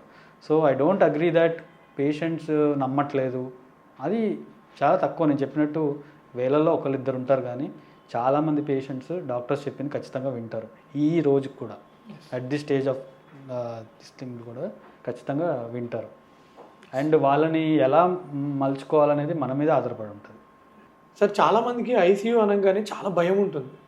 సో ఇక్కడ ఐసీయూలో అడ్మిట్ చేస్తే ఇంకా వాళ్ళు మళ్ళీ బయటికి రారు, సో ఊరికి ఐసీయూలో పెడతారు, లేకపోతే చనిపోతారు అన్నట్టు. సో దాని మీద మీ ఒపీనియన్ ఏంటి? అది పేషెంట్స్కి అలాంటి అపోహ ఉండడము సర్వసాధారణం. ఓకే, అండ్ దాన్ని మనం ఏం తప్పు పట్టలేము.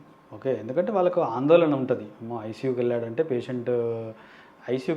పేషెంట్ కండిషన్ క్రిటికల్ అనేది వాళ్ళకి బ్యాక్ ఆఫ్ ద మైండ్లో ఉంటుంది. కానీ అది వాళ్ళు యాక్సెప్టెన్స్ ఉండదు. కొంతమంది స్టిల్ నాకు ఇప్పటికి కూడా చాలామంది ఐసీయూలో ఎందుకు పెట్టారు ఈ పేషెంట్ని, అవసరమే లేదు, అవసరం లేకుండా ఐసీయూలో పెట్టారు, ఇలాంటివి చాలా చెప్తుంటారు. ఓకే, మనం వింటుంటాం, వీళ్ళు కమ్ అక్రాస్. కానీ మనం మెయిన్గా మన గోల్ ఏంటి, ఒక పేషెంట్ సపోజ్ వార్డ్లో ఉన్నాడు సాయి, ఆ వార్డ్లో మనం ఎర్లీ వార్నింగ్ సైన్స్ ఉంటాయి. ప్రతి జబ్బుకు ఒక ఎర్లీ వార్నింగ్ సైన్ ఉంటుంది. మనం ఆ ఎర్లీ వార్నింగ్ సైన్ ముందే ఐడెంటిఫై చేసి దాన్ని ముందే పసిగట్టి ట్రీట్మెంట్ చేస్తే పేషెంట్ కండిషన్ ఇంప్రూవ్ అవుతాడు. ఓకే, ఆ ఎర్లీ వార్నింగ్ సైన్స్ని పికప్ చేయలేనప్పుడే పేషెంట్ డిటీరియరేట్ అవుతాడు. ఓకే, మనకు పేషెంట్ టైం ఇస్తాడు, ఆ టైంలో మనం ఆ వార్నింగ్ సైన్స్ని పికప్ చేసి ఇమ్మీడియట్గా రెస్పాండ్ అవ్వాలి.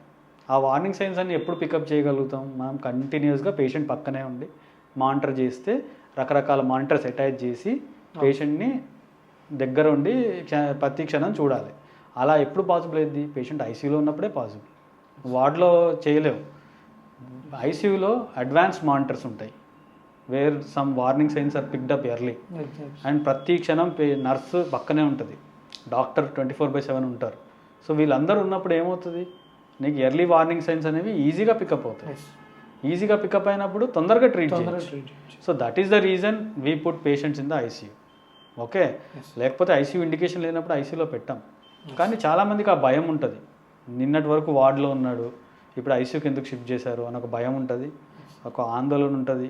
అసలు ఎందుకు షిఫ్ట్ చేశారు, ఐసీయూకి షిఫ్ట్ చేశారంటే పేషెంట్ కండిషన్ క్రిటికలా, ఇలాంటివన్నీ వాళ్ళకి వస్తుంటాయి.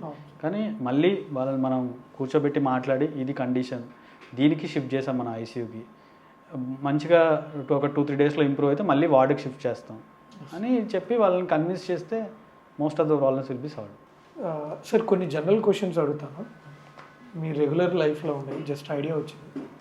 సార్ మీరు రెగ్యులర్ బ్రేక్ఫాస్ట్ చేస్తారా? యా, బ్రేక్ఫాస్ట్ ఎప్పుడు స్కిప్ చేయరు? ఒకనొక స్టేజ్లో చాలామంది ఇంటర్మీడియట్ ఫాస్టింగ్ గురించి అని చెప్పారు. నేను కూడా ఒక 6 months 1 year ఇంటర్మీడియట్ ఫాస్టింగ్ చేసా. ఆ ఇంటర్మీడియట్ ఫాస్టింగ్లో భాగంగా బ్రేక్ఫాస్ట్ స్కిప్ చేయడం జరిగింది. బట్ అల్టిమేట్గా I couldn't control it, right. మళ్ళీ అది స్టాప్ చేసి రొటీన్గా బ్రేక్ఫాస్ట్కి వచ్చేసాం. So routine breakfast. అండ్ మాకు ఎలా ఉంటుందంటే, మేము బ్రేక్ఫాస్ట్ చేస్తేనే ఎనర్జెటిక్గా ఐసీయూలో వర్క్ చేయగలం రోజంతా. Exactly sir. అసలు బ్రేక్ఫాస్ట్ తినకుండా వెళ్తే there are so many studies like immunity కూడా డౌన్ అయ్యి మళ్ళీ ఐసీయూలో లేని ఇన్ఫెక్షన్లు వస్తుంది. There are bidirectional studies. కొన్నేమో బ్రేక్ఫాస్ట్ తినకపోతే మంచిది అని చెప్పేసి రూల్ ఉంది. So whatever it is, మన పూర్వీకులు, మన పేరెంట్స్, మన ఎవరు కూడా ఇంటర్మీడియట్ ఫాస్టింగ్ చేయలేదు. ఎగ్జాక్ట్. శుభ్రంగా తినేవాళ్ళు, వర్క్ చేసుకునేవాళ్ళు, హార్డ్ వర్క్ చేసేవాళ్ళు. వాళ్ళు ఇప్పటివరకు మంచి హెల్తీగా ఉన్నారు కదా. సో అదొక్కటే ప్రిన్సిపల్ నాకు మైండ్లో రన్ అవుతుంది. When they are healthy, eating 3 times a day, why can't we be healthy? Okay, అదొక్కటే. సో నేనేం ఇంటర్మీడియట్ ఫాస్టింగ్ చేయను. నేను బ్రేక్ఫాస్ట్ తింటాను, లంచ్ తింటా, డిన్నర్ తింటా. But what to be eaten, how much to be eaten, ఈ రెండే ఇంపార్టెంట్.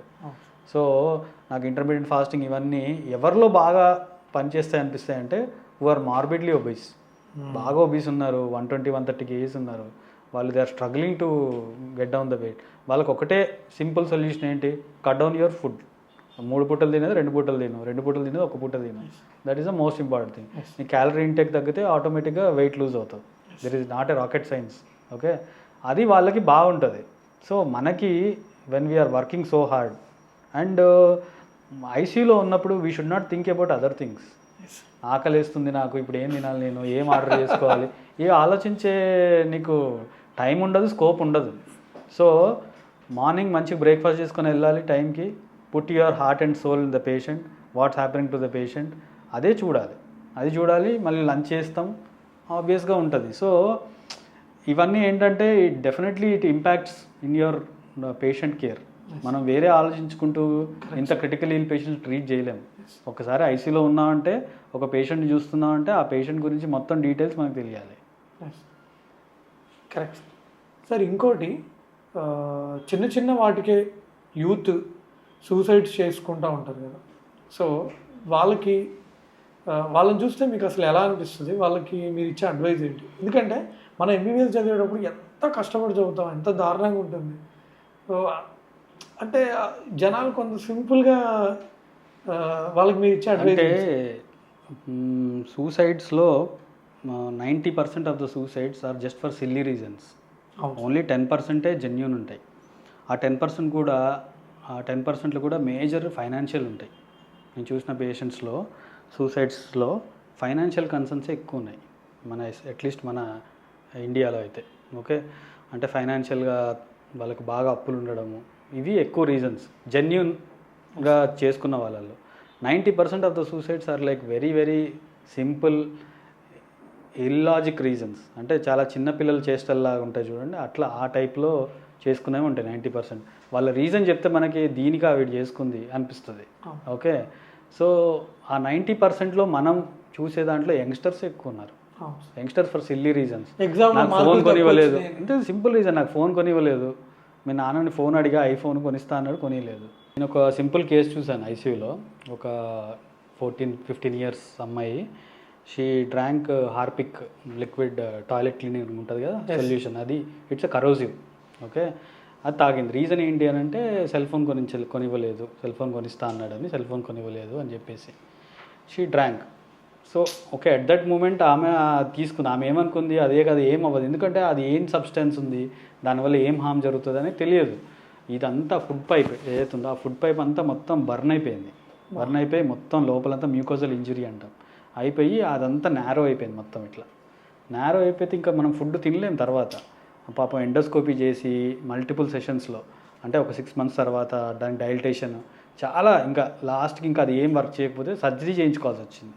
అంటే ఒక చిన్న పేగునికి తీసి ఇక్కడి నుంచి ఇక్కడికి పెడతారు, ఆ ఫుడ్ పైప్ని రీప్లేస్ చేసి పెడతారు అక్కడ. ఓకే, కొలనిక్ బైపాస్ సర్జరీ అంటారు. సో అది పెట్టారు. ఓకే, సో అంటే ఒక చిన్న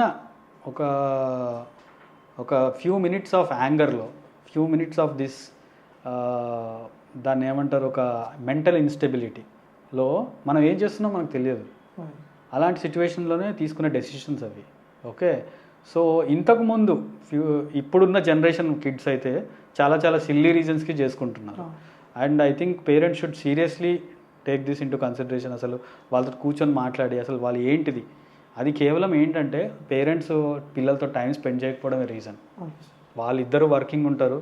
ఓకే, పిల్లల్ని స్కూల్కి వెళ్తుంటారు, ఎవరో ఒక కేర్ టేకర్ని పెడతారు, వాళ్ళతో సరిగ్గా మాట్లాడకపోవడం, సరిగ్గా స్పెండ్ చేయకపోవడం, what they are going through అనేది సరిగ్గా స్పెండ్ చేయకపోవడం వల్లే ఈ డిఫరెన్సెస్ వస్తాయని నా ఉద్దేశం.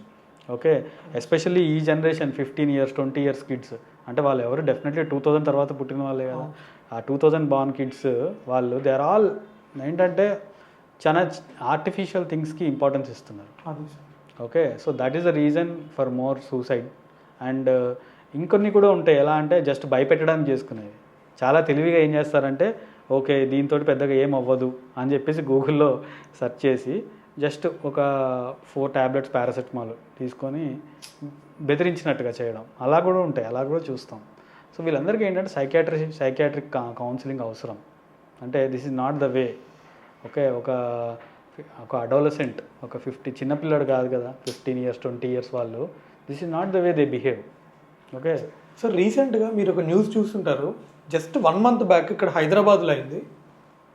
క్రికెట్ బ్యాట్ గురించి వాడు చిన్నపిల్లోడు ప్లాన్ వేసి, వాడు 8th class 9th class పిల్లోడు ప్లాన్ వేసి బ్యాట్ దొంగిలించడానికి పక్క ఇంటికి పోయి, ఆ రోజు వాడు లేడు, వాళ్ళ చెల్లె అక్కయ్య ఉంది, ఆ అమ్మాయి రెసిస్ట్ చేస్తే కత్తితో అమ్మాయిని పొడిచి ఏం తెలియనట్టుగా మళ్ళీ స్కూల్కి వెళ్ళాడు సార్. ఈ కేసుని వితిన్ 2 daysలో పోలీసులు సాల్వ్ చేసి పెట్టారు మీడియా ముందు. వీడు 1-2 weeks ముందు నుంచే ప్లాన్ చేస్తున్నాడు అంట. చిన్న పిల్లలు అంటే ఎవడి బ్రెయిన్లో ఎలాంటి ఆలోచనలు ఉన్నాయో అర్థం అవట్లేదు. అంటే అదే ఇట్స్ ఆల్ ఏంటంటే how they are brought up, parents ఎలా పెంచుతున్నారు వాళ్ళని, they have to think back. మనం ఓపీ రూముల్లో చూస్తున్నాం కదా సార్, వాడిని 5 నిమిషాలు సైలెంట్గా ఉంచడానికి వీళ్ళే ఫోన్ ఇచ్చేస్తారు. అంటే 5 నిమిషాల పాటు వాడు ఫోన్ ఏమొస్తుందో తెలియదు, నెక్స్ట్ రీల్ ఏముంటుందో తెలియదు. అంటే దీనికి మనం పరిష్కారం ఏంటంటే కంటిన్యూస్ విజిలెన్స్. పేరెంట్స్ అసలు ఏం చేస్తున్నారు పిల్లలు చూడటం, ఓకే, అండ్ ఎక్కువ ఫిజికల్ యాక్టివిటీస్లో ఇన్వాల్వ్ చేయాలి వాళ్ళని. కరెక్ట్గా చెప్పారు సార్, వాళ్ళకి ఫిజికల్ యాక్టివిటీ లేక ఈ కరాటేనో ఏదైనా జాయిన్ చేస్తే అయిపోతుంది, అది ఉండదు. ఇంకోటి సెల్ ఫోన్స్కి అసలు కంప్లీట్ సెల్ ఫోన్స్ అవాయిడ్ చేసి వాళ్ళు సెల్ ఫోన్స్లో ఏం కంటెంట్ చూస్తున్నారు. అదొక ఎమ్మెల్యేది, వైసీపీ ఎమ్మెల్యేది, అది బాగా వైరల్ అయింది సార్. నన్ను ఆడుకోవట్లేదంటే అమ్మ ఫోన్ ఇవ్వలేదంట. అరే ఫోన్లో కాదురా, క్రికెట్ లాంటిది ఏదైనా ఆడుకోరా అంటాడు. నిజం సార్, ఇప్పుడు ఆ కరాటే లేకపోతే ఇట్లా గ్రౌండ్స్ లేవు సార్. చిన్నప్పుడు నేను చెప్పా కదా ఇందాక పుట్టిపోయింది మార్కాపురం అని, మంచి గ్రౌండ్స్ ఉండేవి, శుభ్రంగా ఆడుకునే వాళ్ళం. ఇక్కడ సిటీలో అయిందంటే దరిద్రం, స్కూళ్ళు కూడా గ్రౌండ్ నుండి జాబు. అక్కడ ఇంటర్నేషనల్ స్కూల్ అని ఉంటుంది, G+2 బిల్డింగ్, అది కూడా దాని గ్రౌండే ఉండదు. కింద సూపర్ మార్కెట్ ఉంటుంది, పైన స్కూల్ ఉంటుంది.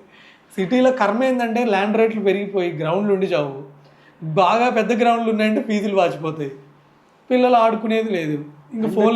పేరెంట్స్ కిడ్స్ని ఏదో ఒక యాక్టివిటీలో ఎంగేజ్ చేయాలి వాళ్ళని. అంటే ఇప్పుడు చాలా ఉంటాయి, స్విమ్మింగ్ ఉంది, జిమ్నాస్టిక్స్, స్కేటింగ్, బాస్కెట్బాల్, వాలీబాల్, ఏదో కంపల్సరీగా ఒక 2 hours వాళ్ళని కంపల్సరీగా దాంట్లో ఎంగేజ్ చేయాలి. ఎంగేజ్ చేసేలాగా మనం చూసుకోవాలి. అది ఎలా అంటే మనం ఎవరినో కేర్ టేకర్ని ఇచ్చి పంపించడం కాకుండా మనం స్వయంగా వెళ్ళి ఇస్తేనే వాళ్ళకి ఆ ఇంపాక్ట్ ఉంటుంది. అరే మా నాన్న నాతో స్పెండ్ చేస్తున్నాడు, నన్ను తీసుకెళ్తున్నాడు, నన్ను దగ్గర నుండి తీసుకెళ్తున్నాడు అనేది ఇంపాక్ట్ చాలా ఉంటుంది. So that is what I think it is lacking in the present generation. పిల్లలు దే కాపీ చేస్తారు, అంటే మనల్ని చూస్తారు కదా. సో మా నాన్న ఏం చేస్తున్నాడు అనేది మనం వాళ్ళ ముందు ఎక్కువ ఫోన్ చూడడమో లేకపోతే వాళ్ళతో టైం స్పెండ్ చేయకపోతే ఆటోమేటిక్గా we have to face the repercussions అంతే. So thanks sir, we had a great discussion. ఇది ఫ్రెండ్స్ ఈ వీడియో కనుక మీకు నచ్చినట్టయితే మీ ఫ్రెండ్స్ అండ్ ఫ్యామిలీకి షేర్ చేయండి. ఈ ఛానల్ని తప్పకుండా సబ్స్క్రైబ్ చేయండి. Thank you, bye.